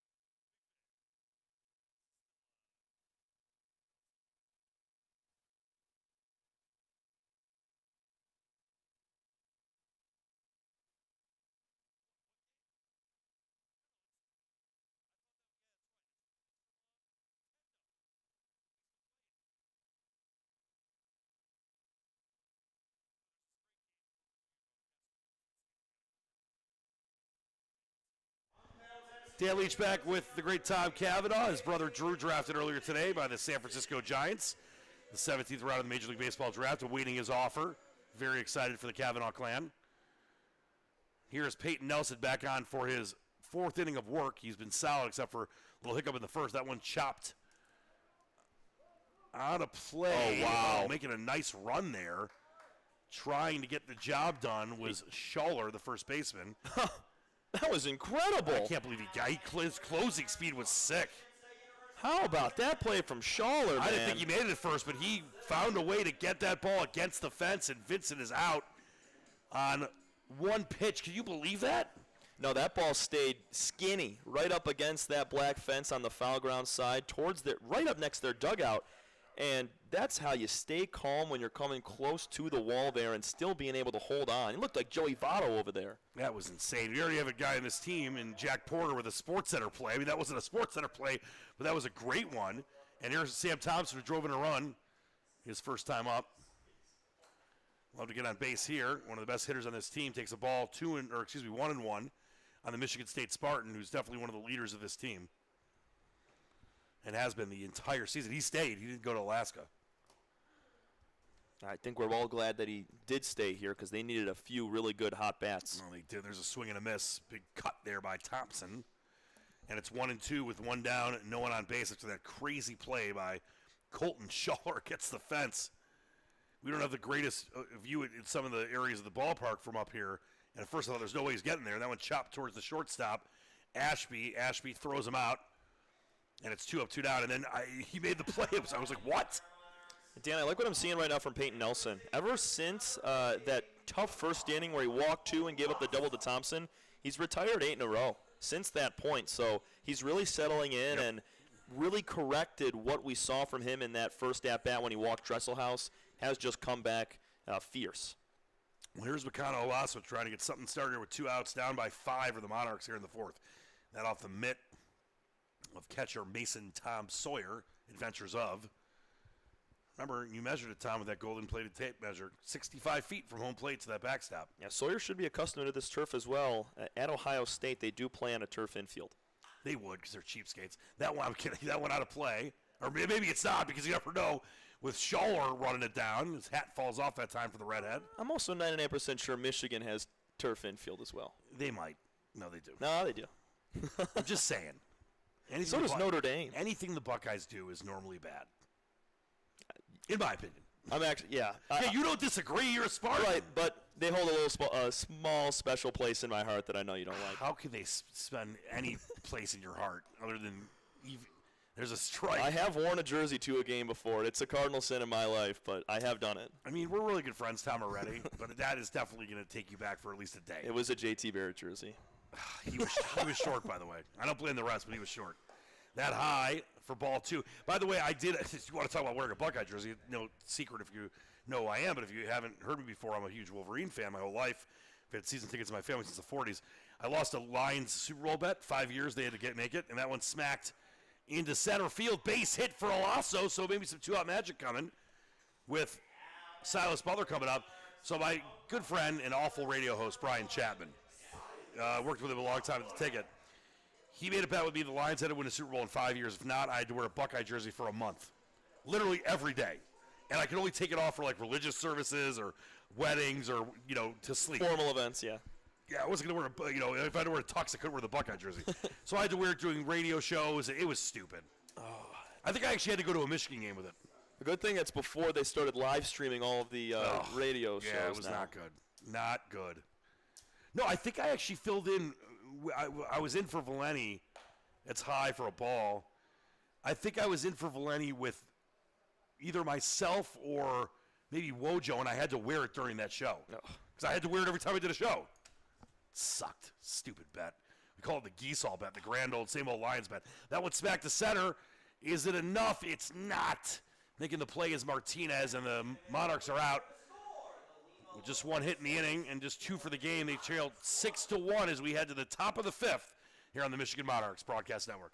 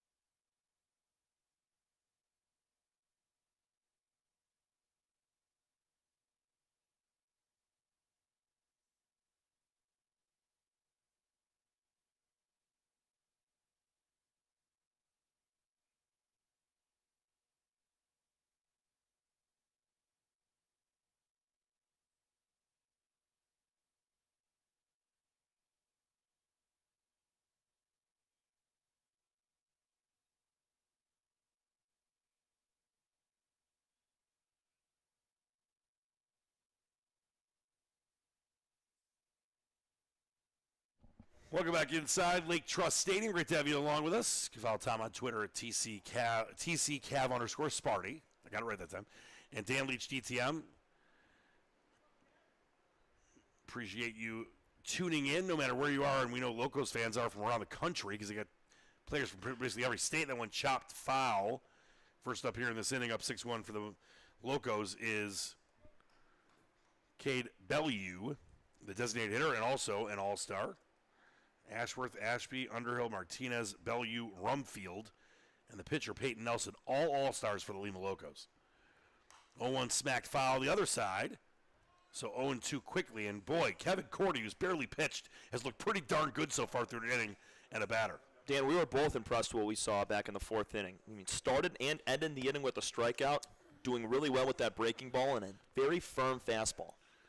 Here's the 0-2, nowhere close. But you think that, obviously, there's not a ton of film in this league, but they can watch the broadcast. The fact that they haven't seen him a lot, maybe is that something leading into this? Maybe a little bit, but I think they're going to try to see how long they can take him here without giving up a few big runs. And that one fired into left on his horse is Potkova, and he makes the play. TJ Potkova, the delight of the Monarchs faithful, makes the play in deep left field. For a minute, it looked like his legs might get tangled, but he got the job done.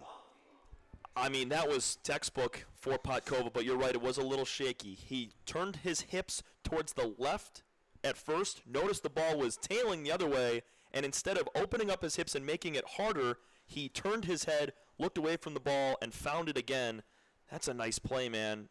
Not a lot of outfielders in general can make those type of plays. That was nice.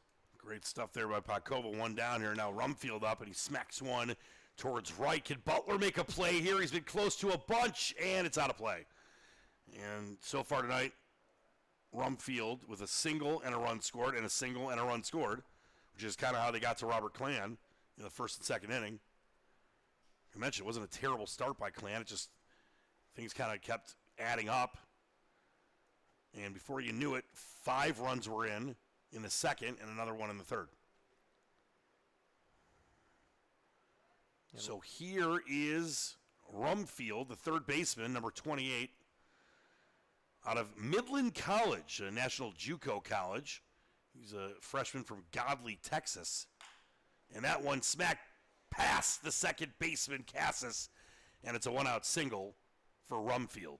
I mean, how about this kid? That's his 27th hit and 80 at-bats. That's close to 330 average. He's one of the best players in this league. 100%. We were doing our scouting report earlier, and we do a 3-2-1 star kind of system here. We make one player our 3-star. It's a Tom Cavanaugh special. Right, of course. Justin Rumfield was our 3-star player just based on his numbers from so far this season. We didn't even dip into his numbers at Midland College out there in Texas. And by the way, I'm wondering if Godley, Texas is a very religious town. That one could be 2. There's the second baseman, 1, and they can't get the second. Cassis got it to Vince, but Vince could never get it out of his hand, so they do get the lead runner. And now with 2 down and a runner on first, it's Jack Porter, who made that incredible Sports Center catch a week or so ago. Porter out of University of Central Florida, a sophomore from Palm Harbor, Florida. And Porter, in his first couple at bats, had a single and a run scored and a ground out. Here comes the delivery from Corday, and that's smacked behind us. Right at the roof again. Thank God it didn't, because it scared the hell out of me the first time. Did you have something you were going to mention on Porter? No. I was doing some good research. I was checking him out. Going to UCF next year. Did not play last year as a redshirt freshman for the Golden Knights. Were you checking out his MySpace page? Is that still a thing? It better not be. And that in there for a strike. 0-2 quickly again. I think this is the third batter you've had an 0-2 count on for Corday, and he struck out the first one on 3 pitches. Here's the 0-2 on Porter. Can't get it. It's 1-2 now with a runner on first. 6-1 here in the top of the 5th. Still got to give him your best stuff, Porter, with 2 solid swings so far today. He's 2 for 2. Here's the 1-2. And, just off the plate. That was inches away from another strikeout for Kevin Cordy. You wanted that one, so did Thompson. But instead it leads to 2's wild. 2-2 and 2 outs. And that one smacked into left center and under it, and making the catch easily is Dresselhaus. That's the end of the inning. Monarchs come to bat here in the 5th looking for some offense. They're down by 5 on the Michigan Monarchs Broadcast Network.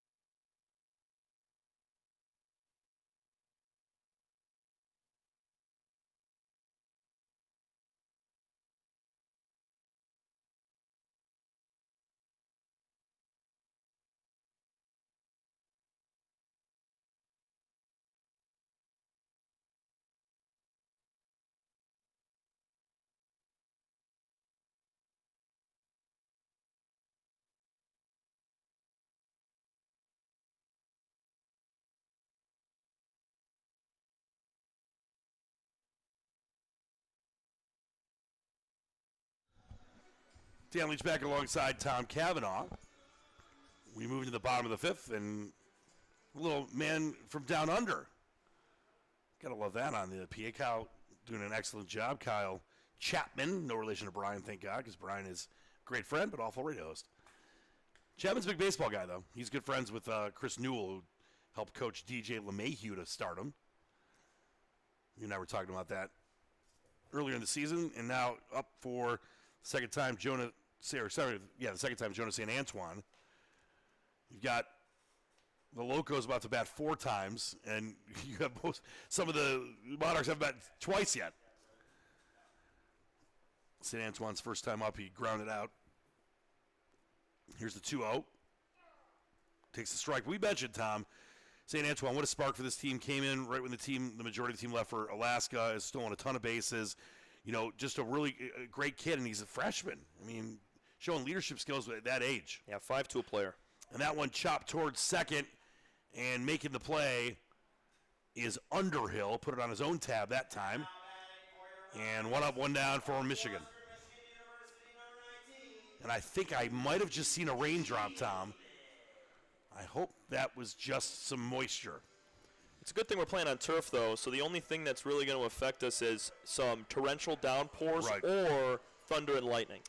And it looks like the storm clouds are staying away from Lake Trust Stadium, which is good news. Don't want any delays here, especially if you're the Monarchs. Maybe it'd be a good thing to get a little delay and regroup yourselves, but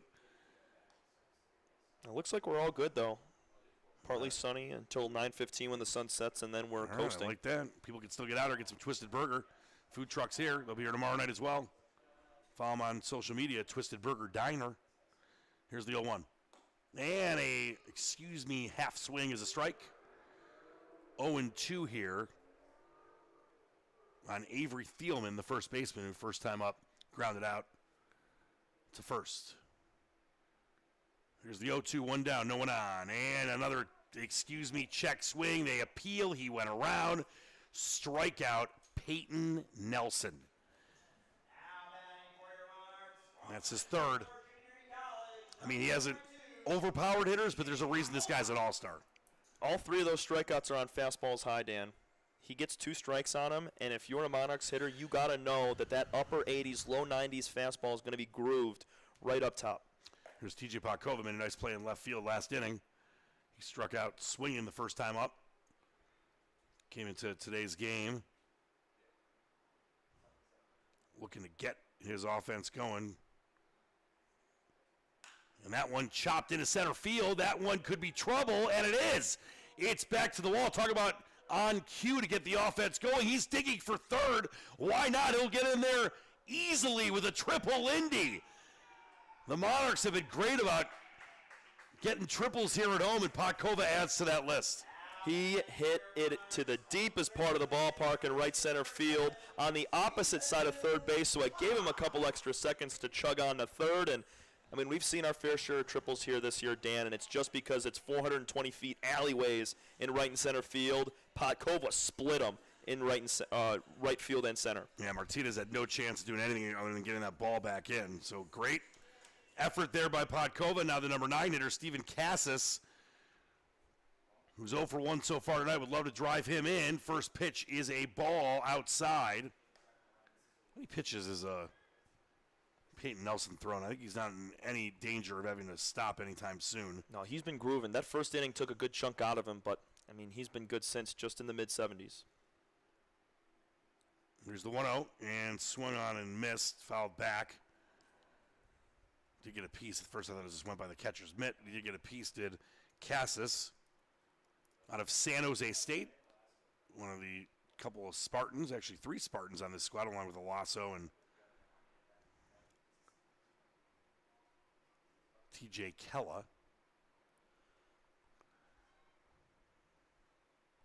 And that in there for a ball. So 2-1, runner on third. Monarchs would love a run here, Tom. They're down 6-1. Get a little closer here, as you got plenty of time left in this one, just here in the bottom of the 5th. Yeah, Cassis still looking for his first hit. He was robbed in the 3rd inning on a line drive. Got to pick it up here with 2 outs. Here's Nelson's delivery. And that chop to the third baseman and throw him, and scoring easily is Podkova, and Cassis does cash in the triple Lindy from TJ Podkova, and the Monarchs get a little closer, down 6-2 now. Good bat there by the number 9 hitter, Cassis. Yeah, how about that? Pulled it right in between that shortstop third base hole that we've seen tons of baseballs go to. And how about that for your first hit of the year? Nice job by Steven. Excuse me, I'm dying over here. Just the 4th hit for the Monarchs, but a big one. And now the lineup turned over for just the 3rd time tonight. But it's a dangerous guy in Dresselhaus, and he skies one to right field. Ashworth under it as a play, and that's the end of the inning. And the Monarchs at least get 1. And trail now by 4, 6-2. We head to the top of the 6th. Tom Cavanaugh will take over on the Michigan Monarchs Broadcast Network.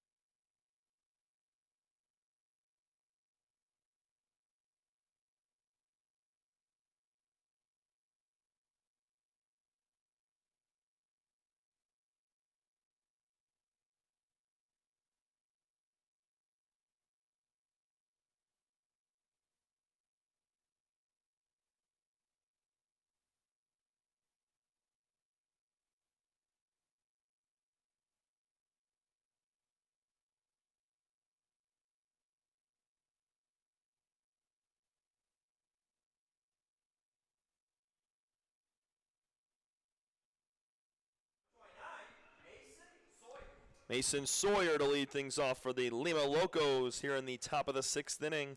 Welcome back in, ladies and gentlemen. Tom Cavanaugh taking you all the way through the 6th inning. Kevin Cordy back on the mound for his 3rd inning of work. He gets the 9 hitter, and then it's back to the top in Kyle Ashworth and Connor Ashby. First pitch to Sawyer is a strike on the inside corner. Monarchs were able to get a run back. There's a breaking ball in the inside corner, 0-2. Steven Cassis grabbing his first hit of the year to drive in TJ Podkova with a clutch 2-out triple. Another breaking ball high, this time above the letters. Lima Locos sporting their blue jerseys with orange striping on the shoulder and down the sides of the jerseys on the torso. Tap foul in the box. Have a little white and orange block lettering on the back. Says Locos across the front.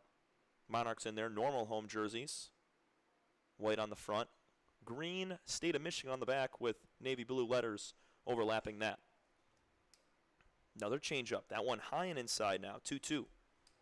Cordy going with the junk here against the 9-hitter. He's kind of a backwards pitcher in that aspect. 2-2. Line back to the screen. Good fight from Sawyer. He's looking to get some time for Ohio State next year. They finished low on the Big Ten standings. Pretty solid a couple years ago. They're losing a couple catchers, though. They're going to need them. That's a fastball high, and from 0-2 to 3-2 goes Mason Sawyer, trying to be the leadoff man aboard. 6 for 30 on the year for a 200 average. A pair of RBIs for Sawyer. It's going to leave the 3-2 pitch high, ball 4. Cordy couldn't complete that at bat. It's a leadoff man aboard, and Sawyer back to the top of the lineup now with Kyle Ashworth. 1 for 3 day for Kyle. He had a 2-run single back in the second. Struck out his last time looking. That was Cordy's first batter that he faced. First pitch is a curveball outside. Ashworth takes all the way. Some speed over there at first base, and Mason Sawyer, don't be surprised if he takes off at any time.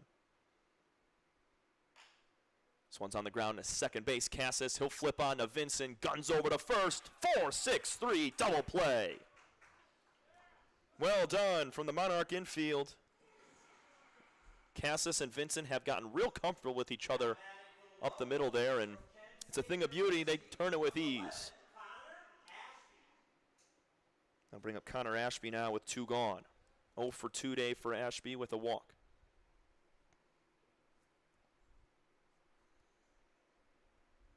Six-2 game. Monarchs trail by 4. We're in the top of the 6th inning.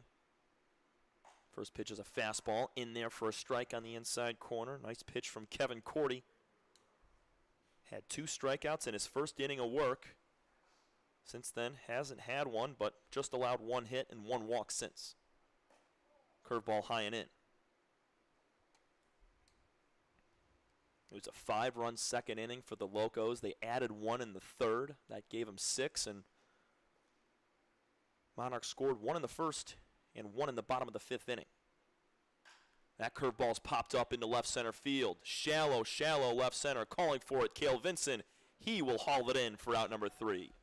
Double play up the middle for the Monarchs. Ends the threat, and Ashby pops out to end things. We go bottom 6. 6-2. Locos on top of your Monarchs here on the Michigan Monarchs Broadcast Network.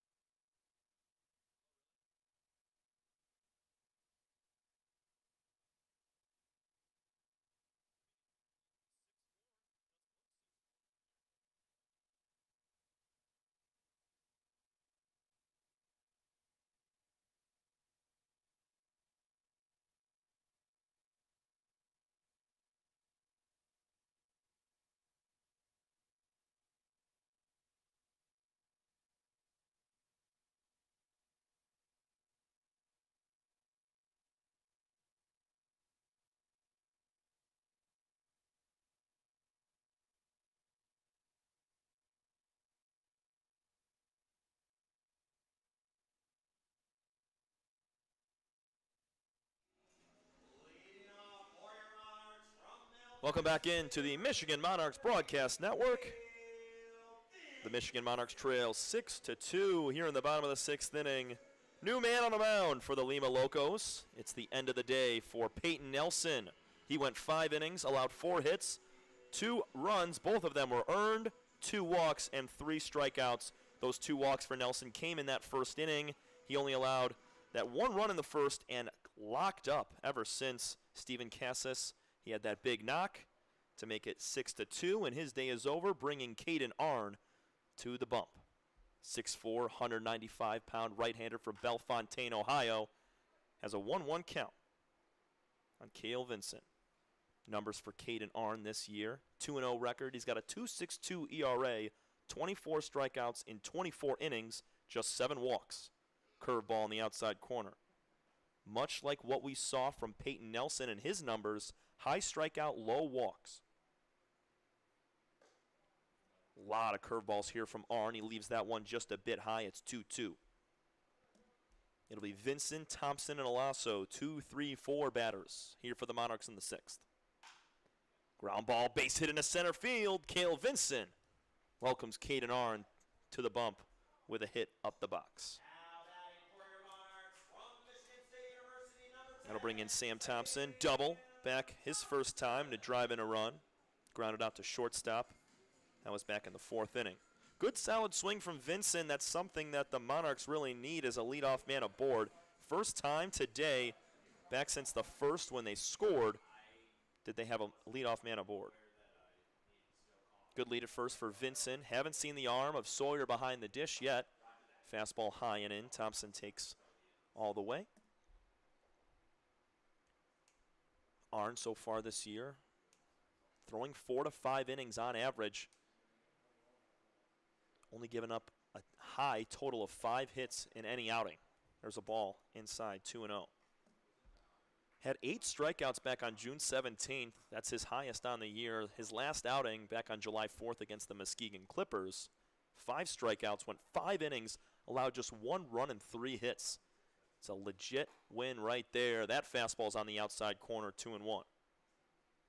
So it doesn't get any easier for the Monarchs hitters when they thought they were getting Nelson out of the game. Then Locos come back with another dominant arm. Curveball inside, misses. Good take from Thompson. It's a tough pitch to lay off, especially as a power right-handed hitter. A lot of times you want to turn on that ball and try to pull it down the left field line. 3-1 fastball's on the ground to third base.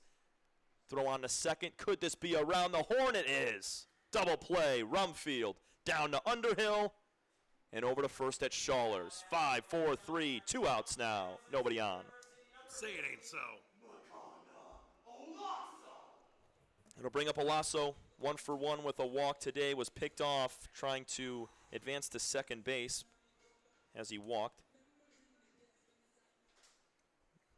That's tough right there when Vincent had the leadoff man aboard. Looked like something might get cooking for the Monarchs, but just one play takes it all away. And this Locos defense, we've talked about it with other teams that are at the top of this North Division. Muskegon, Sandusky Bay. They have infields that do not mess up when it comes to simple, easy, routine plays. And something like that, around the horn double play, these guys can pull it off at ease. 1-1. Alasso trying to find a way on with 2 outs. He's got power to send it out of here. Takes a curveball high. As we've seen from Caden Arn on the mound right now, heavy curveball pitcher. If Alasso gets something up in the zone, he could elevate it deep. Fastball outside corner. Nice pitch. It's 2-2. Arn trying to finish out his first inning of work after giving up a leadoff single. Got Thompson to ground into a double play. He's got Alasso 2-2. On the corner, strike 3. Alasso goes down looking. Easy inning for Caden Arn after a leadoff single from Cale Vincent. 6-2, Locos on top of the Monarchs. We head to the 7th inning. This is your home for Monarchs baseball. We'll be right back.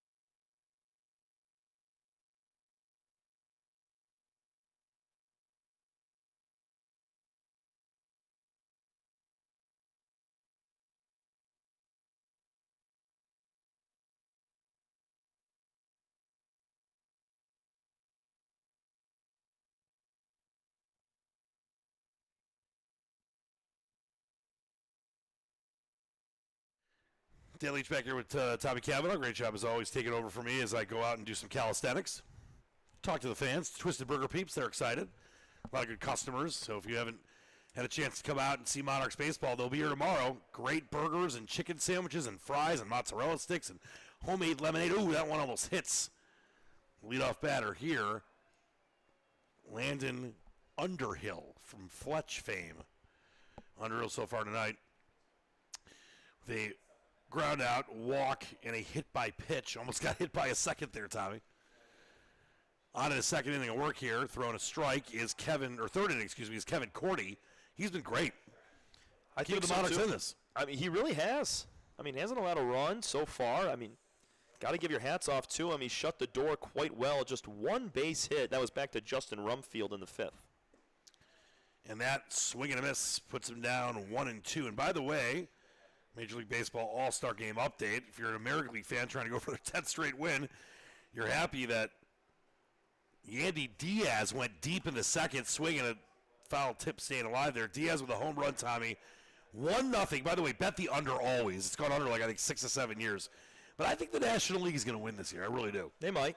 But, not. I mean, Yandy Diaz, that must have been a bomb. Oh, let me see if I can see how many feet Those Rays guys, they got too many home run hitters. The Rays are legit, man. People are like, oh, that fast start was a mirage. No, it's not. I mean, they still might not win the East because you got the Blue Jays catching up and the Yankees are playing well. But that team, aside from their pitching issues right now, is pretty unbelievable. I completely agree. And they'll figure that out with the guys getting back from injury. And swing and a miss. Down on strikes is Underhill. And how about Kevin Cordy? Third strikeout. He's looked so good so far, Tommy. I mean, how about it? This is the most he's pitched by a lot. We already talked about 1 inning was his most coming into tonight, and he's shown out. 3 strikeouts so far, just 1 hit. Eduardo Martinez up now, the cleanup hitter. He's flown out to right and struck out looking and swinging. So not a good night at the plate for Martinez thus far for one of the 6 batting all-stars or positional play all-stars, along with starting pitcher Peyton Nelson for Lima. Martinez came in averaging .283. And just like that, Cordy down or up in the count, 0-2. He is on fire. NBA Jam's early 90s style. Here's the 0-2. And a swing and a miss. He gets him again. Down on strikes for the 3rd time tonight. And the 2nd time to Cordy is Eduardo Martinez, an all-star. Cordy, I mean, he's just been his kryptonite tonight. That's 2 fastballs pumped up at the letters that Martinez just can't catch up to. I think Martinez, his numbers so far this year show him to be an all-star, but Cordy, man, he is dialed in on the mound. 4 strikeouts and another strike there to lead off Cade Bellew, the designated hitter. Hit by a pitch, scored a run his first time up, then struck out looking and flew out to left in his 3rd at bat. And now he chops one foul towards the Lake Trust insignia, and it's retrieved by the batter in the hole, Justin Rumfield. But down 0-2. Is this the 3rd straight batter he's had down 0-2? Yeah. This is just unreal work by Kevin Cordy.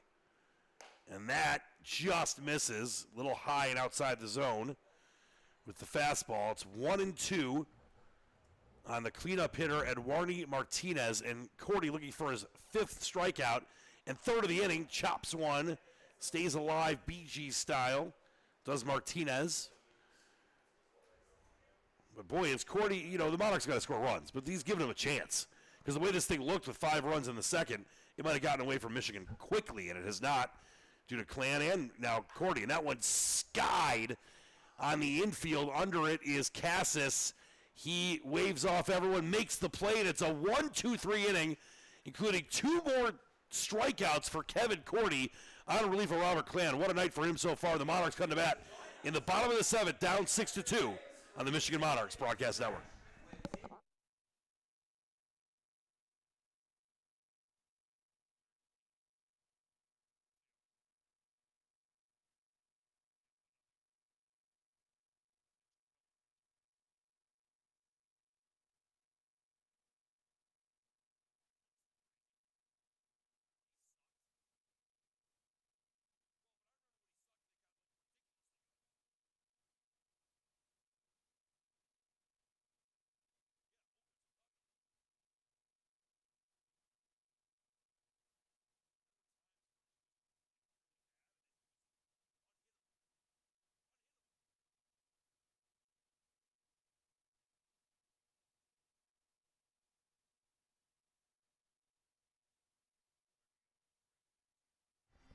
Dan Leach back alongside Kavanaugh. Hope you had a good 7th inning stretch. As I mentioned to Tom earlier, my back feels like it's twisted on a bed of nails right now, but being next to you makes it feel all better, Tommy. That's good to hear. Big news for the Kavanaugh family, including Mother Beatrice / Julie, Father Tom Sr., but more importantly, son Drew, drafted by the San Francisco Giants, 17th round earlier today. Tom, couldn't be happier for you and your family, and of course your brother Drew. I mean, we talked about it at the beginning of the broadcast, but I can't stress enough how proud I am and my family is, and all of our friends and extended family too. He's worked so hard for a moment like this, and just seeing it all pay off and the smile on his face when he got the call, it made it all worth it. Love it. Here's Silas Butler. Takes a look at a ball almost called struck there by Herschel Bell, but he pulled off on it, saying it's a little up and out, explaining to Battery what the deal was there. Here's a chopper on relief of Peyton Nelson is Caden Arnn, who's pretty darn good himself, but amazingly isn't an all-star like half this team. It's tough. Yeah, I mean, you got to spread it out between the teams, and when you got the Clippers and the Locos at the top with half the roster, there's a swing and a miss by Butler. Makes it 1-2 on the leadoff hitter here in the bottom of the 7th. Monarchs down by 4 runs. Butler so far this evening with a fly out to right and a fly out to center. He does have power, though. Comes in averaging 350. Third best on the team. And a swing and a miss down on strikes is Silas Butler. 1 up, 1 down, and here comes Jonah St. Antoine so far tonight for the freshman out of the University of Pittsburgh. He grounded out twice, both to first, second and then to first. 2 4-3 ground outs. Wants to do something different this time, batting lefty. His first time facing Arnn, though. It was a lefty-lefty matchup for him, so it might get him a little bit more of an advantage here. He is batting .281 on the season, just a shade under 300. Takes a strike there. Yeah, this Locos team, not many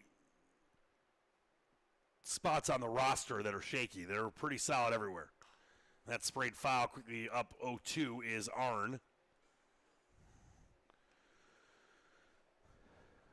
It's a good start for Nelson, except for a little hiccup in the first, giving up that run, and Arnn has been pretty solid as well for the time he's been in the ball game.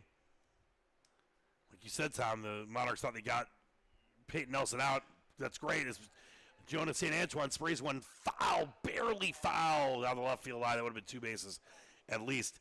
But, you think you get Nelson out, all right, we got a chance to start getting some runs because Cordy's given us some good innings pitched himself, and then they see Caden Arnn, who's just as good of a pitcher. Yeah, he has more strikeouts than Nelson does in less amount of innings. So a guy like Caden Arnn, it just shows that these Locos can continue to roll out dominant arm after dominant arm, and these guys can shut the door quickly. But the Monarchs are going to do their best to try to crawl back in this game. They're not out of it. One swing of the bat with the bases loaded ties this game right up.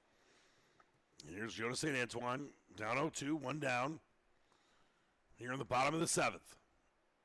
Man, that chopped foul, again, out of play left field side. And going back to your brother, you mentioned, just how much it means to you and obviously him and your family. But a pretty big reason he's where he's at is because you're his older brother. Because, he had to jump up and try to be better than you.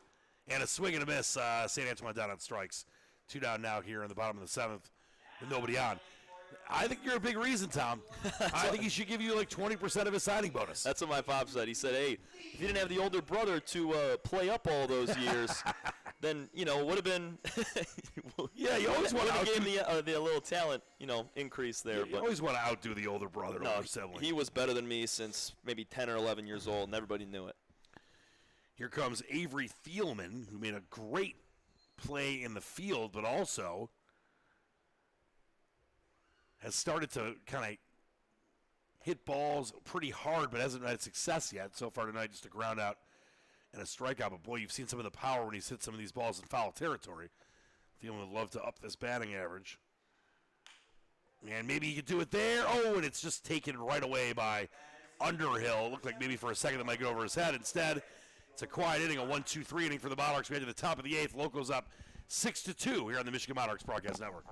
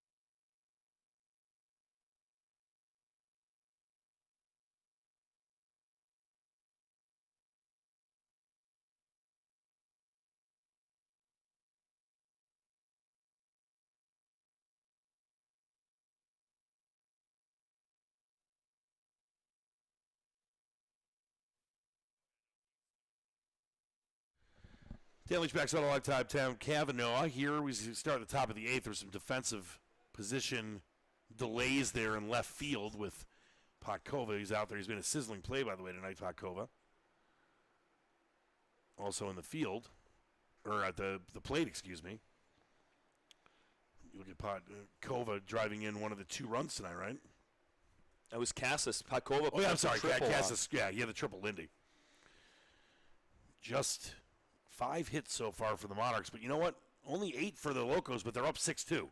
Their hits all were so timely, Tom. They had single after single after single. The bases were reloaded 3 times, and they led to that 5-run top of the second. Yeah, 5 straight singles led to 5 straight runs, and that was all in the second inning, so they haven't had much since then. Credit to Kevin Cordy on the mound. Rumfield bangs one into right center. On the run is Butler. Makes it easy.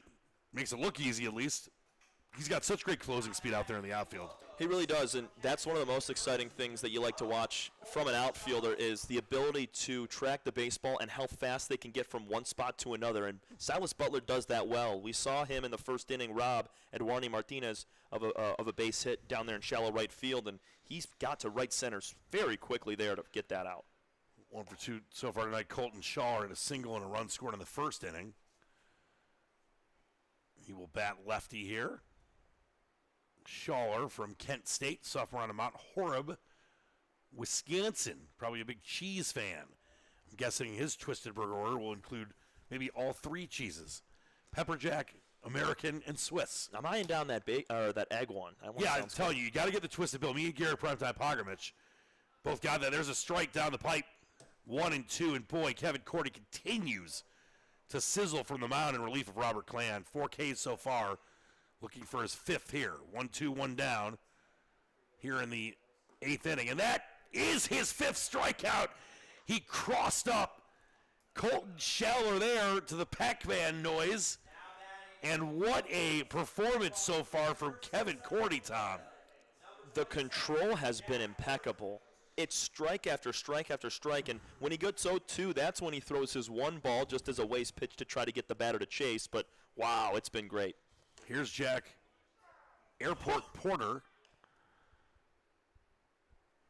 Comes up from here in Central Florida. That curveball there started on the outside corner at the Locos, chest high, and then underneath by the shins. And that one smacked to right field, and Butler might have trouble with this one, and he just misses making the catch. It's on the fence, and digging for second and staying there as Butler got the ball in quickly there. Butler almost made a Willie Mays style basket catch, but that one was hit so hard he just couldn't get to it.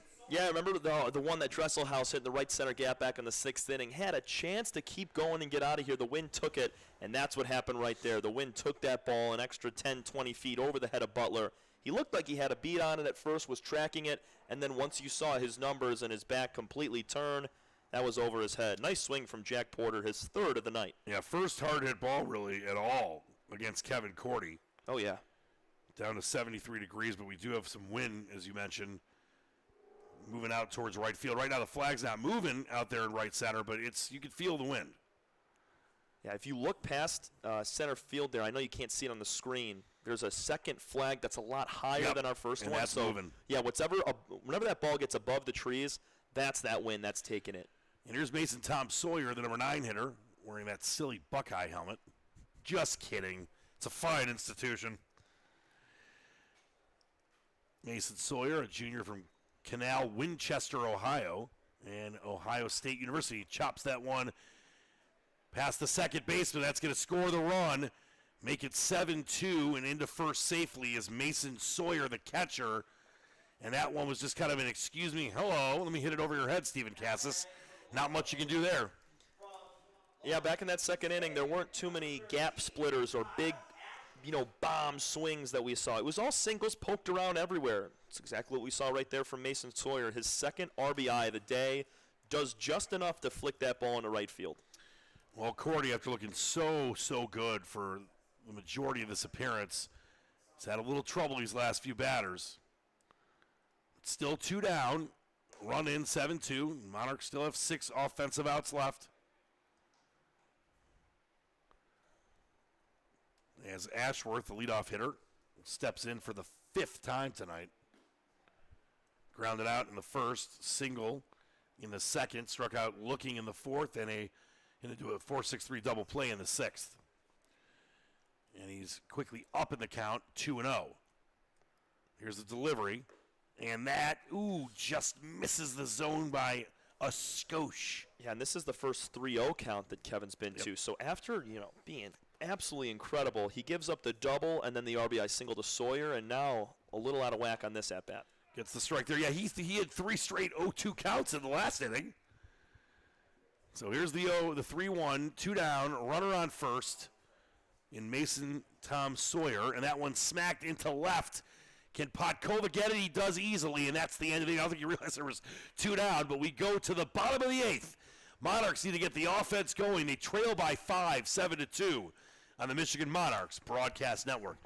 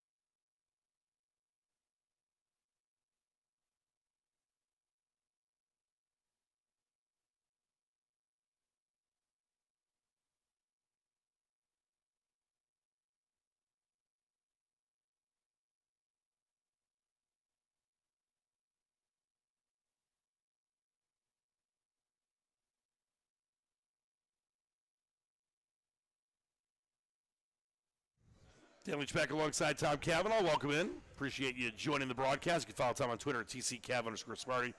Myself at Dan Leach, DTM, and now in relief of both Peyton Nelson and Caden Arndt is Brandon Doan. Arndt's final numbers, 2 innings pitched, just gave up 1 hit, struck out 3. Here's the numbers on Brandon Doan. He's a 6'4 junior out of New Mexico University, 230 pounds, throws righty. He's 1-0. He's appeared in 5 games. This will be his 6th. He started 1. 9.81 ERA, 11 innings pitched, 9 strikeouts, 6 walks, and 15 hits given up. A little different numbers than the last 2 pitchers. Definitely. A lot less innings thrown for him. A lot less appearances. Only 9 strikeouts and 6 walks. He's going to be relied on here in these last 6 outs to finish the job. I'd be surprised if we saw one more pitcher from the Locos unless the Monarchs were able to mount some sort of a comeback here down 5.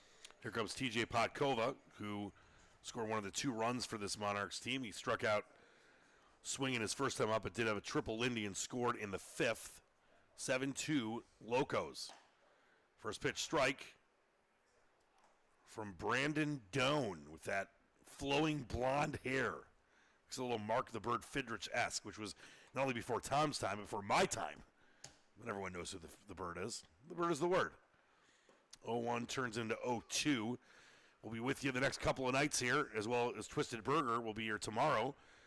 But the Locos will be in town Wednesday and Thursday. Broadcast time approximately 6:55. First pitch at 7:05, pending the umpire's arrival. You never know. Yep, here's the 0-2. That one chopped towards Ashby, and he catches it in the air. And it's 1 up, 1 down for the Monarchs here in the 8th. Now, we've seen our fair share of solid contact, but it's only come in a few flashes here for the Monarchs. We had a big swing from Sam Thompson in the first. That was a double. And then Potkova and Casas back-to-back, a triple and a single to drive in another run. But other than that, Dan, I think Makana Alasso had a good swing. Sure did. Since then, it hasn't been a lot of hard contact, even on the balls that have been recorded for an out. Here's Steven Casas for just the 3rd time. You've had some Locos batters up 5 times so far. Swing and a miss from Casas, who's 1 and 2 so far tonight. Did have a single in the 4th. And he's down 0-1 here. 1 down, no one on. Monarchs need some runs in the worst way. They only have 5 offensive outs left. And need 5 runs. Man, a great fastball there from Brandon Doan. No chance for Casas. No, he's touching low to mid 90s right now, and Cassis is a day behind this fastball. Here's an 0-2. Getting set is the righty, Brandon Doan. And it is in there for a called strike 3. He started off. Did he swing on that? He did. I thought he just kind of checked it for a minute, but either way, he is down on strikes. And Cassis kind of walked away, completely dejected there. Because, he thought another fastball was coming. Cassis got blown by on back-to-back fastballs in the lower outer corner, and then Doan switches up and goes with the breaking ball. And Cassis, who was waiting for a super fast 90-mile-an-hour pitch, was sped up entirely and swung right through that. There's the leadoff hitter, Jake Dresselhaus. Came in averaging almost 300. Swing and a miss there. Good start here for Brandon Doan. Dresselhaus did walk and scored the first Monarchs run in the first and 2 flyouts in the third and the fifth. Looking to get on base here and some 2-out magic for the Monarchs. Brandon Doan has other ideas for this Lima Locos team. They'll drive you crazy. Swing and a miss. And I don't know if it's the new pitcher, but the Monarchs at the plate have been completely impatient this inning so far. I agree, but even 2 strikeouts last inning and 1 before that in the 6th, it's been a lot more strikeouts like we saw against the Leprechauns in Game 3 the other day. Here's an 0-2, and that bounces up there, so no swing on that one from Dresselhaus. Dresselhaus usually has pretty good at-bats. He's not impatient. Yeah, that's why he's in the leadoff spot there. He finds his way on. And if you're the Monarchs right now, got to be frustrated with your offensive production because the pitching has been good. It seems like it's just one inning where they'll give up a chunk of runs. Right. But got to have the offensive production to battle that. There's the 1-2, and it's high. Just missed for Doan. Evening up the count is Dresselhaus at 2-2. Twos are wild here in the bottom of the 8th. Monarchs down by 5. Needing some offense in the worst possible way. Here's the 2-2, and that bounces up there. And after Dresselhaus went down 0-2, it looked kind of silly at times doing it because he's such a good batter and not an impatient one. He has worked the count full. This is the whole point. He is great at the plate. He battles. He finds a way to foul off pitches that are strikes that he cannot drive and lays off the breaking balls and the spiked fastballs that are not in the zone. Here's the 3-2. Dresselhaus get on base, and he chops one foul. As we talked about it earlier, Tom, you made a great point. There's a reason Kelton Caldwell continues to put Dresselhaus as the leadoff batter. He finds ways on. He battles like you had mentioned. This is the perfect, prototypical leadoff batter. And I could see him sitting in this same spot for MSU next year. Here's the 3-2. Matt Hyde, he works a walk after being out 0-2. That might be one of the best at-bats of the game for the Monarchs. Yeah, he did the same thing back in the first inning. Wasn't necessarily down 0-2, but worked that walk all the way to a steal and then came around to score on the Thompson double. So whenever Dresselhaus comes to the plate, you got a good feeling in your stomach because there's a high chance of him getting on base. All right, Gonzalez, Butler, drive him in. Butler so far, or check that, Cale Vinson. So far, he is 1 for 2, excuse me. Because of a strikeout and a single. Boy, would you love a double here, Tom, and find a way to get Dresselhaus in and get a little closer. Yeah, they're going to need a lot of runs here in these next couple innings, but chip away with just 1 or 2 here. And that one almost thrown to first. Dresselhaus was getting in a move towards second base. He can steal bases, too. But you don't want to run yourself out like the Monarchs have twice tonight, especially out of an inning. Here's the 2-0 outside, and all of a sudden, Doan, who looked pretty good to start, is having some control issues, and out to talk with him is the catcher, Sawyer. What do you think he's telling him right here? Just to settle down, it's quite interesting how pitchers can always get the first 2 guys out quickly, simply, and then have issues with that second back half of the inning. So he's just giving him an extra second to take a deep breath and settle down, letting him know that there are 2 outs in the inning. They're up 5 runs. It's the 8th. All you got to do is throw a couple strikes here. Hopefully Vincent grounds out. And Vincent, the leading batter on this squad, averaging .333 right now. I'm sorry, .444 for the season, .333 tonight. And he takes a strike, 3-1. So that mound visit has worked through one pitch. But Vincent in the advantage here with a great hitter's count and a runner on. Some two-out magic Monarchs absolutely need. And a swing and a miss. Two great pitches there by Brandon Doan. How about that breaking ball on 3-1? That pitch was at the feet, but he still got him to swing. How about these last two at-bats? Dresselhaus worked an 0-2 count to 3-2, and now Doan has worked an 0-2 or 3-0 count to 3-2. Reverse, and then off is Dresselhaus. And he gets to second because the walk is issued. Ball 4, and now 2 on for Sam Thompson. He's an all-star. As you just heard Nick Nowitzki, the PA announcer, mentioned he had an RBI earlier this game. Can Thompson do it again? He's got to be patient. Back-to-back walks from Doan. Cannot go jumping at that first pitch. There's a good chance he could load the bases up. Does Doan. All right, here's Sam Thompson. So far tonight, a double, 2 groundouts. And here comes the first offering from Doan. It's in there for a strike.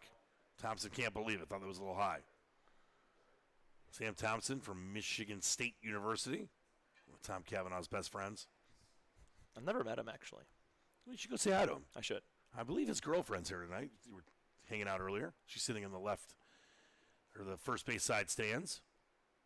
And that one smacked right to the second baseman, Ashby. He throws to Colton Schaller, and the threat is over, and we head to the 9th. Monarchs trail 7-2 here on the Michigan Monarchs Broadcast Network.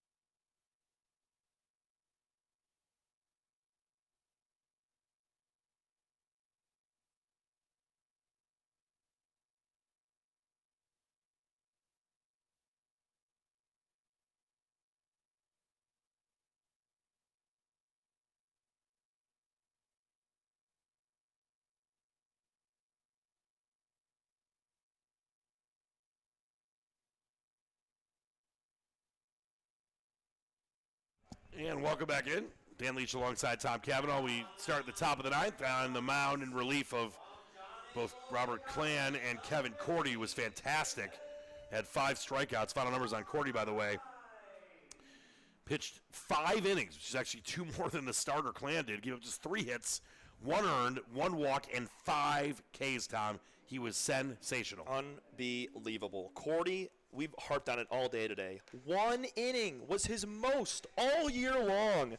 And he comes out and throws 5 perfect innings. I know he only gave up 3 hits. That 1 run is a blemish, but how about 5 strikeouts? That's going to give him so much more confidence coming into this second half of the season to dominate out of the bullpen or as a starter, because we've seen him as a starter as well. He could be a huge factor for this team in these last 11 or so games or 10 or so games to end the season. And now in for the Monarchs is number 15 out of John Logan College, Nathan Reif, sophomore from Troy, Michigan, trying to keep the score at 7-2 and give the Monarchs a chance to get something crazy going in the bottom of the 9th. You never know. We've seen some crazy things here at Lake Trust Stadium. First up for the Locos is number 11, the number 2 hitter, Connor Ashby, the shortstop, and he's batting for the 5th time tonight. So far, a walk, a fly out, a ground out, and a fly out as well. So not a great night at the plate for Ashby, who is an all-star, but definitely a very solid player. Out of Kent State, and hits him. Oh, Tom. First pitch hits Ashby, so he's on for the 2nd time tonight via the walk, and that's not the way you want to start the top of the ninth in a 5-run game. It is not at all. And at this point, you don't have any other option but to put up a goose egg in the ninth inning here because anything more than 5 runs is almost not untouchable, but it's so much harder than a handful of runs right there. So Nathan Reif has to try to find a way to throw strikes. Here's the second baseman, Landon Underhill, yet another all-star. First 6 batters in this lineup are all-stars for the Locos. He did walk, get hit by a pitch, struck out swinging, and also grounded out. And he quickly is up in the count, 2-0 on Nathan Reif. 7-2 ball game. It's not impossible. Won't be easy, but you can't allow more runs to come in here if you're Nathan Reif for the Monarchs. Here comes the 2-0 on Landon Underhill, and off to second base and into the infield is the throw from Thompson. Tried to get it to Vincent, could not, and safe at second is Connor Ashby. He would have been out. Yep. Just got to pick that at the last second. It looked like Vincent tried to tag him before the ball had gotten there, and that's why it tipped off the end of his glove. Got to let that ball get there, right, Tommy? Yes, sir. Just like guys that are catching passes have to catch it before they tuck and run. Reif throwing sidearm there outside the zone for 3-0. At this point, you might as well just put him on. Don't want to risk giving something up meaty over the plate for the lefty Underhill. And there you go, ball 4. 5-pitch walk, excuse me. He's just not close right now, Dan. Nope. Like, everything is high and outside to the lefties, and we have another righty coming up here. There's a really good chance he gets hit with this pitch because everywhere that Reif is leaving this, it's sailing high and inside to the righties, away from the lefties. That's why Underhill just had to sit there and watch 4 on the outside go by. And here's Eduardo Martinez, and that outside the zone again, 1-0 on the cleanup hitter, the center fielder from Cochise College in Arizona. Sophomore out of Douglas, Arizona. And that, I think, does hit him. It does. What? So that is bases juiced, nobody out. Second hit batter in the first 3 by Reif. And how short is the leash here for Kelton Caldwell and Adam Castillo? It's relatively short just because I saw Coach Caldwell look down at the bullpen. They're going to try to get another arm going because this can't sustain for much longer because, I mean, it's already a 5-run game. If he stays in for a couple more batters, it's going to turn into a 12-2 game with this type of control. He needs to figure something out fast, make an adjustment on the fly, and be able to throw some strikes here. It's okay if these guys start hitting doubles, spraying it all around the ballpark. But you cannot go out like this, walking everybody, hitting all the batters. Have to find a way to make this a competitive game right here. Yeah, and listen, not that there was a great chance for the Monarchs to come back, but if you allow more runs this inning, there's really no chance. I mean, throw it out the window and never say never again. John Connery taught me that in 1983 when he came back to play James Bond, but come on. 5 runs is enough. You can't allow any more. Bases juiced, nobody out, and up at the plate is Cade Bellew, the designated hitter. It's good that there's another lefty in the box now because the pitchers are all away from him. He's not going to get hit with this one. Yeah, you walk in a run by hitting another batter. I think that's probably the end of the night for Nathan Reif. Here's the 1-0. Man, that's outside the zone 2-0. You just can't find the strike zone. No. I don't know if it was as soon as he got on the mound or in the bullpen there, but some adjustment has to be made to his mechanics because it might be a mental thing, but I'm going to rely on it being a mechanical thing at this point. And that swing and a miss, good pitch. The best pitch so far of this appearance for Nathan Reif, and he needed that. Don't want to go 3-0, the bases loaded, nobody down. Very confusing for Bellew swinging at that right there because at this point you're waiting until a strike is called on you until you swing. And there is a foul off to the left side, so it's 2-2. This is the first time we've even come close to getting 2 strikes on a batter for Nathan Reif. Any sort of a ground ball here would be clutch. Got to find at least 1 out. And there's a swing and a miss, and he strikes him out. Nathan Reif could not have looked any more in edge, and now he strikes out a pretty good batter in Bellew, the designated hitter.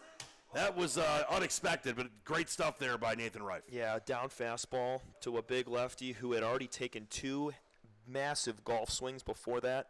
Perfect pitch on the 2-2. Nice job right there. And there is Justin Rumfield. He's making the adjustment. There you go. He's making the adjustment. Rumfield has had a great night at the plate. 2 singles and 2 runs scored his first time, 2 times up. Then another single in the 5th inning, and then flew out to right in the 8th. And he's quickly down 0-2. And like I said, after Reif couldn't look any shakier, he looks totally in command right now. We saw it last inning with Doan out of the Locos. Got the first 2 guys out and then started to fall apart at the end of the inning. Right now, Reif struggled to start and now has honed it in. Bases still juiced out outside the zone, though, 1-2, excuse me, on Justin Rumfield, the third baseman. Bases still loaded, though. 1 down, 7-2 Locos, first of 3 games here between these 2 squads. Will be here tomorrow night and on Thursday. And that curves in there for a ball, and it's 2-2 after being 0-2. A great start to this at bat by Reif. Can he get another strikeout here? And he cannot on that pitch. And now the count's full, and with the bases loaded, this is a huge moment. Probably, you allow any runs here, the game's over. Yeah, nowhere to put him right here. Got to throw him a strike. Already down 5. Here's Reif. 3-2. Chop foul. Just staying alive there is Rumfield. To foul him, it'll be Schaller. Jack Porter's had some nice swings tonight, and Mason Tom Sawyer, who has as well.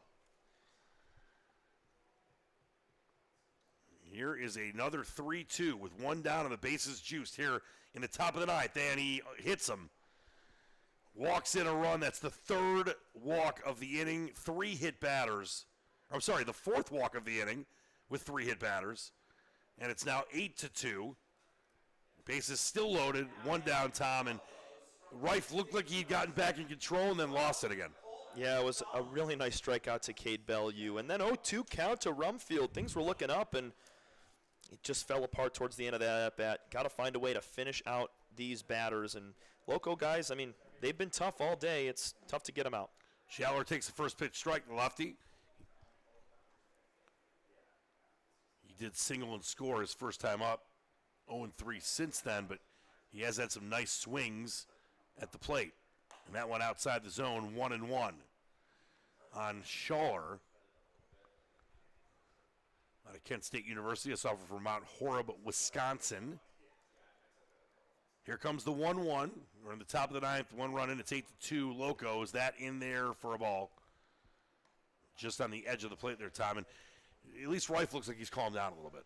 Yeah, just a little bit. It was a good conference out at the mound from Sam Thompson, but got to find a way here. Here's the 2-1. Oh, and that almost hits him. Goes over his head. Can Thompson get it? He can. And Tom, that's the advantage of having that big backstop. If that was shorter, it might have bounced into the field, and it could have scored the runner from third. Instead, it goes right back to Thompson. But unfortunately, it's a 3-1 count with the bases loaded and just 1 downer. You love a double play ball if you're the Monarchs. Here's the 3-1. Waiting for it to Schaller. And he takes a strike. So now Nathan Reif can still salvage something here if he can strike out or ground in, get a Schaller ground into a double play here. Or worse, a fly out. And it doesn't matter. He walks his 5th batter of the inning. And the parade of Locos touching home plate continues. It's now 9-2, and that's going to do it. Here comes Kelton Caldwell. I mean, you feel for Nathan Reif. He's trying his best. He's not focused. It's just sometimes you don't have it, man. Yeah, I mean, it's been a common theme from his last few outings where he's had no control and a myriad of walks. Got to go to the drawing board. Something has to change mechanically or mentally to get him to start throwing strikes. But great job from Kelton Caldwell, finally going out there and taking the ball from him. Let's see if we can get 2 outs here in the 9th. All right, new pitcher coming in. We'll let you know who that is and give you the final numbers on Reif coming up next here on the Michigan Monarchs Broadcast Network. Actually, I think we're going to see who it is right now. We might as well let you know. It is number 12, TJ. Yeah, TJ Cole will go to left, and TJ Pakova will now pitch for the Monarchs. We'll be back in a flash on the Monarchs Broadcast Network.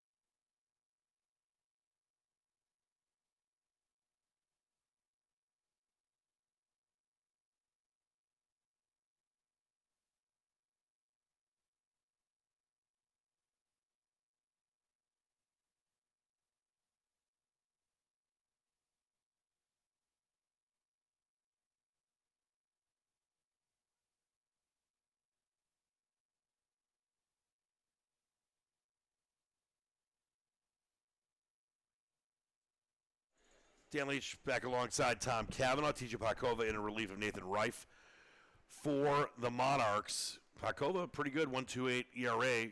It's his fourth appearance, 7 innings pitched, 5 strikeouts, 2 walks, 4 hits. Definitely a two-way player, one of the few true two-way players in this Great Lakes Collegiate Summer League. Give you the final numbers on Reif. 3 hit batters, 2 walks, third of an inning, 2 runs, 2 earned, and a strikeout. Not good. And we were talking about it, during the break there. I mean, it's not like he's not going out there and trying his best. He's just not been able to really find the zone in his last few appearances, and it's been frustrating. Yeah, you got to feel for him. There's been a lot of pitchers in that type of situation. So now the base is still loaded. That one chopped into the 5-6 gap. It could score 2. It's going to score 1. And on safely with an RBI is Jack Porter, the 8-hitter, and it's now 10-2. The only thing I don't want to see here, Tom, is even though it won't matter, because they'll still be able to bat, right? I don't want to see a mercy rule situation that would have happened earlier in the game. Yeah, I'd like to roll a ground ball here to end this inning. But Jack Porter, how about it? 4 for 5 on the day with an RBI. And somehow not an all-star. And made a Sports Center catch. I mean, everyone can't be an all-star. That's when you have your first 6 batters at starting pitcher. I mean, what else do you want? It'll be back when the Kansas City Royals had their entire team out there. That was unreal. And that one sent into right field should be easy for Butler. Makes the catch, runner tags, throw in, and it's right there, but not in time. And scoring on the sac fly is Justin Rumfield. So it's now 11-2, but 2 down. Runner on first and third, and up for, I believe, the 6th time tonight. Yep. Kyle Ashworth, the right fielder. Unreal. Yeah, 1 for 5 so far tonight. Had that big 2-run single in the 3rd inning. That really set the tone for the day. Here's Podkova. Does get the out, but gives up a run on the sac fly. And that low and ball 1 on Kyle Ashworth out of Long Beach State. Senior from Tustin, California. Nice area. As you mentioned, it's like a geography bee on this team from Lima. They have players from everywhere. Like, Michigan has got a lot of players from everywhere too, but you got a lot of Michigan players. This team's got some from Ohio, but they got them from Texas, California, Arizona, Florida. I mean, everywhere out there west. And that is a strike. 2-1 count here on the leadoff hitter, Kyle Ashworth, the right fielder. Not a good night at the plate for him, but he doesn't care. His team is up 11-2 here on the top of the 9th. In a game that seemingly is going on forever. And then throwing it to the third baseman is Thompson. Getting back in time, though, is Schaller. That almost went over the head of Jonas St. Antoine, but he's too, crafty to let that happen. Very, very, very agile. Quick cat-like reflexes there by the freshman Pittsburgh Panther. Here's a 2-2, 2 down, and ball 3. So can TJ Podkova, who's on a relief of Nathan Reif, who could not find the strike zone for much of his appearance, can he get the Monarchs out of this inning? At least get them to the bottom of the 9th. They're not going to win this game, but maybe they can get some good feelings with some runs scored somehow in the 9th. The bad news, though, is the Monarchs are getting really close to getting eliminated from the playoffs. Runners off for first, defensive indifference. Doesn't matter. It's sprayed foul on the left side, 3-2 count now. That's the tough thing, Tom. I mean, they lose this game. They're almost going to have to win the rest of their games to have a chance at going to the playoffs here in the North Division. Yeah, I need to do a little, dust up research on how many teams get into the North Division playoffs. But I'm going to say it's probably the top 2. Top 2. Yeah, it's just the North winner and the South winner. Yeah, you got to win all your games if you want to do that. And that chop towards the first base side, out of reach but out of play and still foul. But even then, I mean, if you win your next 11 games, you put up to 20 wins. That's still not as many as Muskegon has this No, point. I mean, you're going to have to win the rest of your games and hope that, that's right, you're not going to even get there. Never say never. I want to give the fans something to believe in. But I know they had to win 11-13, I think, to get there. And that chop foul left side this time. He's chopping it everywhere. is Ashworth for the 6th time this evening. Yeah, both leadoff hitters today have drawn out at-bats. Very good Dresselhouse at-bats. and now Ashworth. 3-2, 2 down. Already 4 runs in. It's 11-2. TJ Podkova on in relief of Nathan Reif. Podkova was playing left field earlier. Now I got TJ Kell out there. Podkova can do it all. Here's the 3-2. And that low for ball 4. Bases juiced again. Feels like for the 7th time this inning. Yeah, this is Ashby's 2nd time coming up in the inning. Yeah, just unreal. And here comes the number 2 hitter, Connor Ashby. He does have a walk and a hit by pitch that scored a run. Fly out, a couple flyouts, and a ground out. Mom said there was going to be days like this, Tom, but at least your brother got drafted by the Giants, so that's pretty awesome. I don't care what happens in this game. I mean, obviously, I wish the Monarchs were doing better. And there is a foul ball towards the third base coach, which is the head coach, who makes a one-handed catch. It's one of the best plays of the game by Chad Ernberger. He was in minor league baseball for 9 years. Showing the range at his advanced age. Here's an 0-1, Podkova with Ashby waiting. And that one into center field. That's going to score a run, making it now 12-2. Coming in to score is Schaller. Bases still loaded. Lima is still batting here. If you're listening to this inning or watching it, if it feels like it's been an hour, it has. Just the top of the 9th. So here's Landon Underhill. Put it on his tab. He's been hit by a pitch. He's walked a couple times, scored a run, struck out swinging, and grounded out. And takes the first pitch outside. 1-0. Bases filled with Locos. They'll drive you crazy, Tom. They're driving me crazy right now. And that one chop foul, 1-1 on Landon Underhill. One of the best players on this team out of McLennan Community College in New Jersey, but somehow from Hearst, Texas. Or no, I'm sorry. It's a JUCO college. I don't know where. I'm guessing McLennan might be in Texas. Yeah, I mean, looking at everybody else being from every single school that Right, correlates they're all with their staying home. hometown, yeah. I don't know where Hearst, Texas is. That one a mile in the air. Under it is Cassis. Now Butler calls him off, makes the play.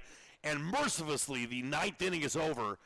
But not before 5 runs come in. It's 12-2. We get to the bottom of the 9th. Monarchs looking to get some kind of good taste in their mouth to get set for these next couple of games here against the Locos on the Michigan Monarchs Broadcast Network.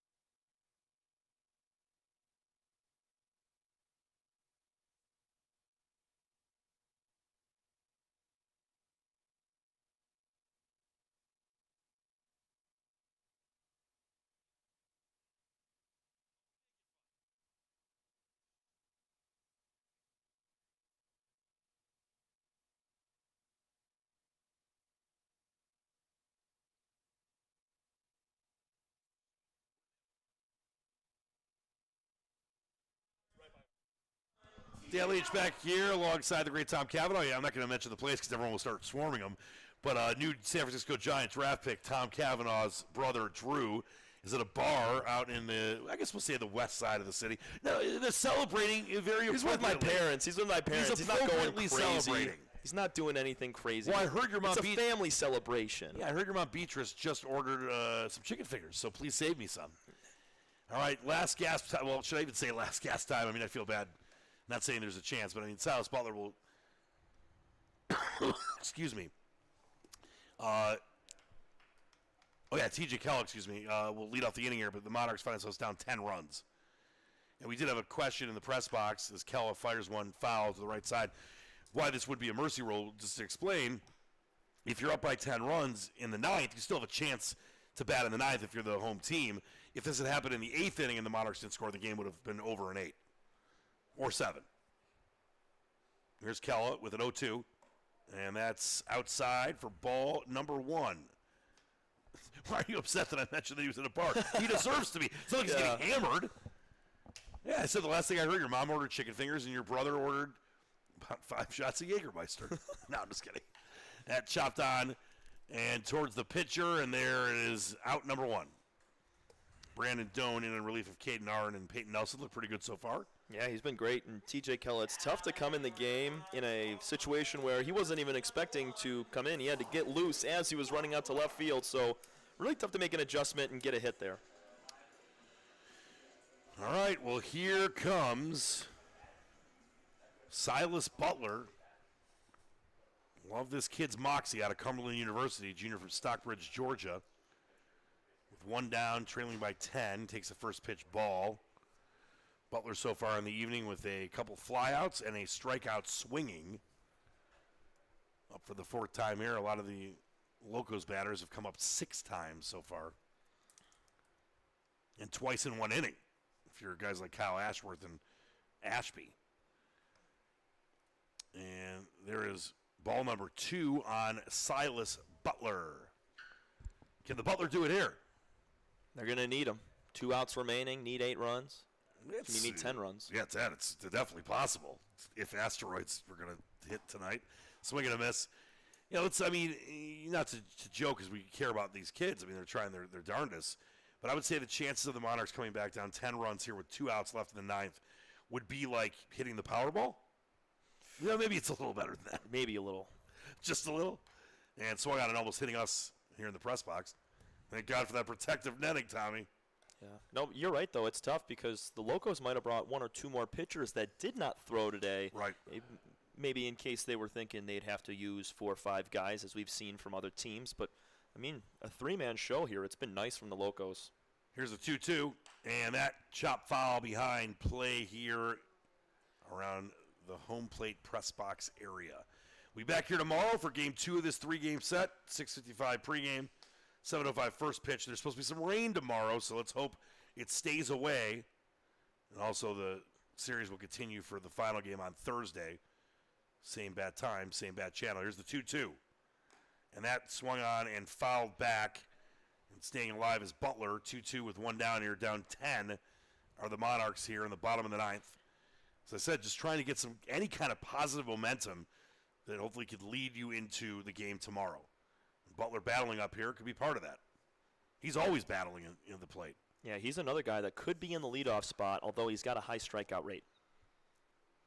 Here's the 2-2, and that's chopped towards third and into the hole. And Butler is aboard. So there you go, a 1-out single here in the 9th.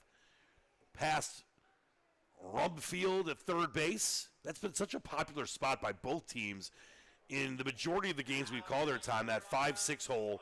Or even by third base, more so than any other place in the ballpark. Yeah, I think the turf has to do something with it because on regular grass infields, those shortstops have a little extra time to run over there in the hole and have a chance to field it, but the ball gets on you so fast here at Lake Trust Stadium on this turf, so those balls kind of just squeak through. And here comes Jonas St. Antoine. He's been a delight since he's joined this team a couple weeks ago. And that's chopped to the pitcher. Could be 2. It's not even 1. And bobbling it is Ashby, the shortstop. So 2 on now. And just like I said, even though the Monarchs aren't going to win this game, you can scratch a couple runs across, get some good feelings in the system after a rough game. That can really carry over to tomorrow's ball game. You play a lot of baseball games in a season, even if it's a collegiate league season. You got to take what you can get, Tommy. Yeah, this is the most runners they've had on in an inning. Actually, they had 2 on back in the 8th as well, but got to take advantage here with 1 out. Here's Avery Thielman, the first baseman. Takes a ball outside. Thielman so far tonight with a ground out, a line out, and a strikeout swinging. Here's the 1-0. Brandon Doan gets set. 2 on, 1 down for the Monarchs here in the bottom of the ninth, down by 10. And that misses the zone for ball number 2. Yeah. Well, I'd love to see the Monarchs just get 1 run across there. I know you want to go do some calisthenics, but just get something in. Yeah, you need a couple runs here for sure, just for peace of mind. But if you're the Locos, throw him a 4-seam fastball right down the middle. There's a good chance he rolls over here for a double play. Here is Thielman, up 2-0 in the count, and that's outside of the zone, 3-0. And right now, we saw with Doan last inning, he got the first 2 men out and then had back-to-back walks. So maybe right here, as the inning has progressed on, he's had to throw more pitches, starting to lose control as you see Sawyer go out there to have a conversation.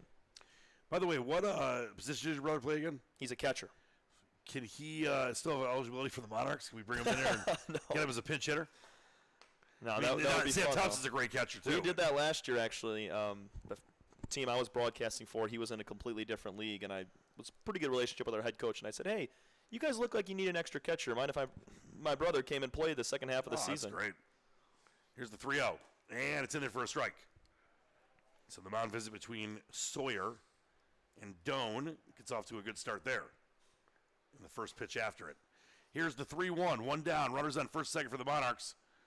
Trailing by 10 here in the bottom of the ninth. It's been a rough night for Michigan and the pitching staff. And that's in there for a strike, 3-2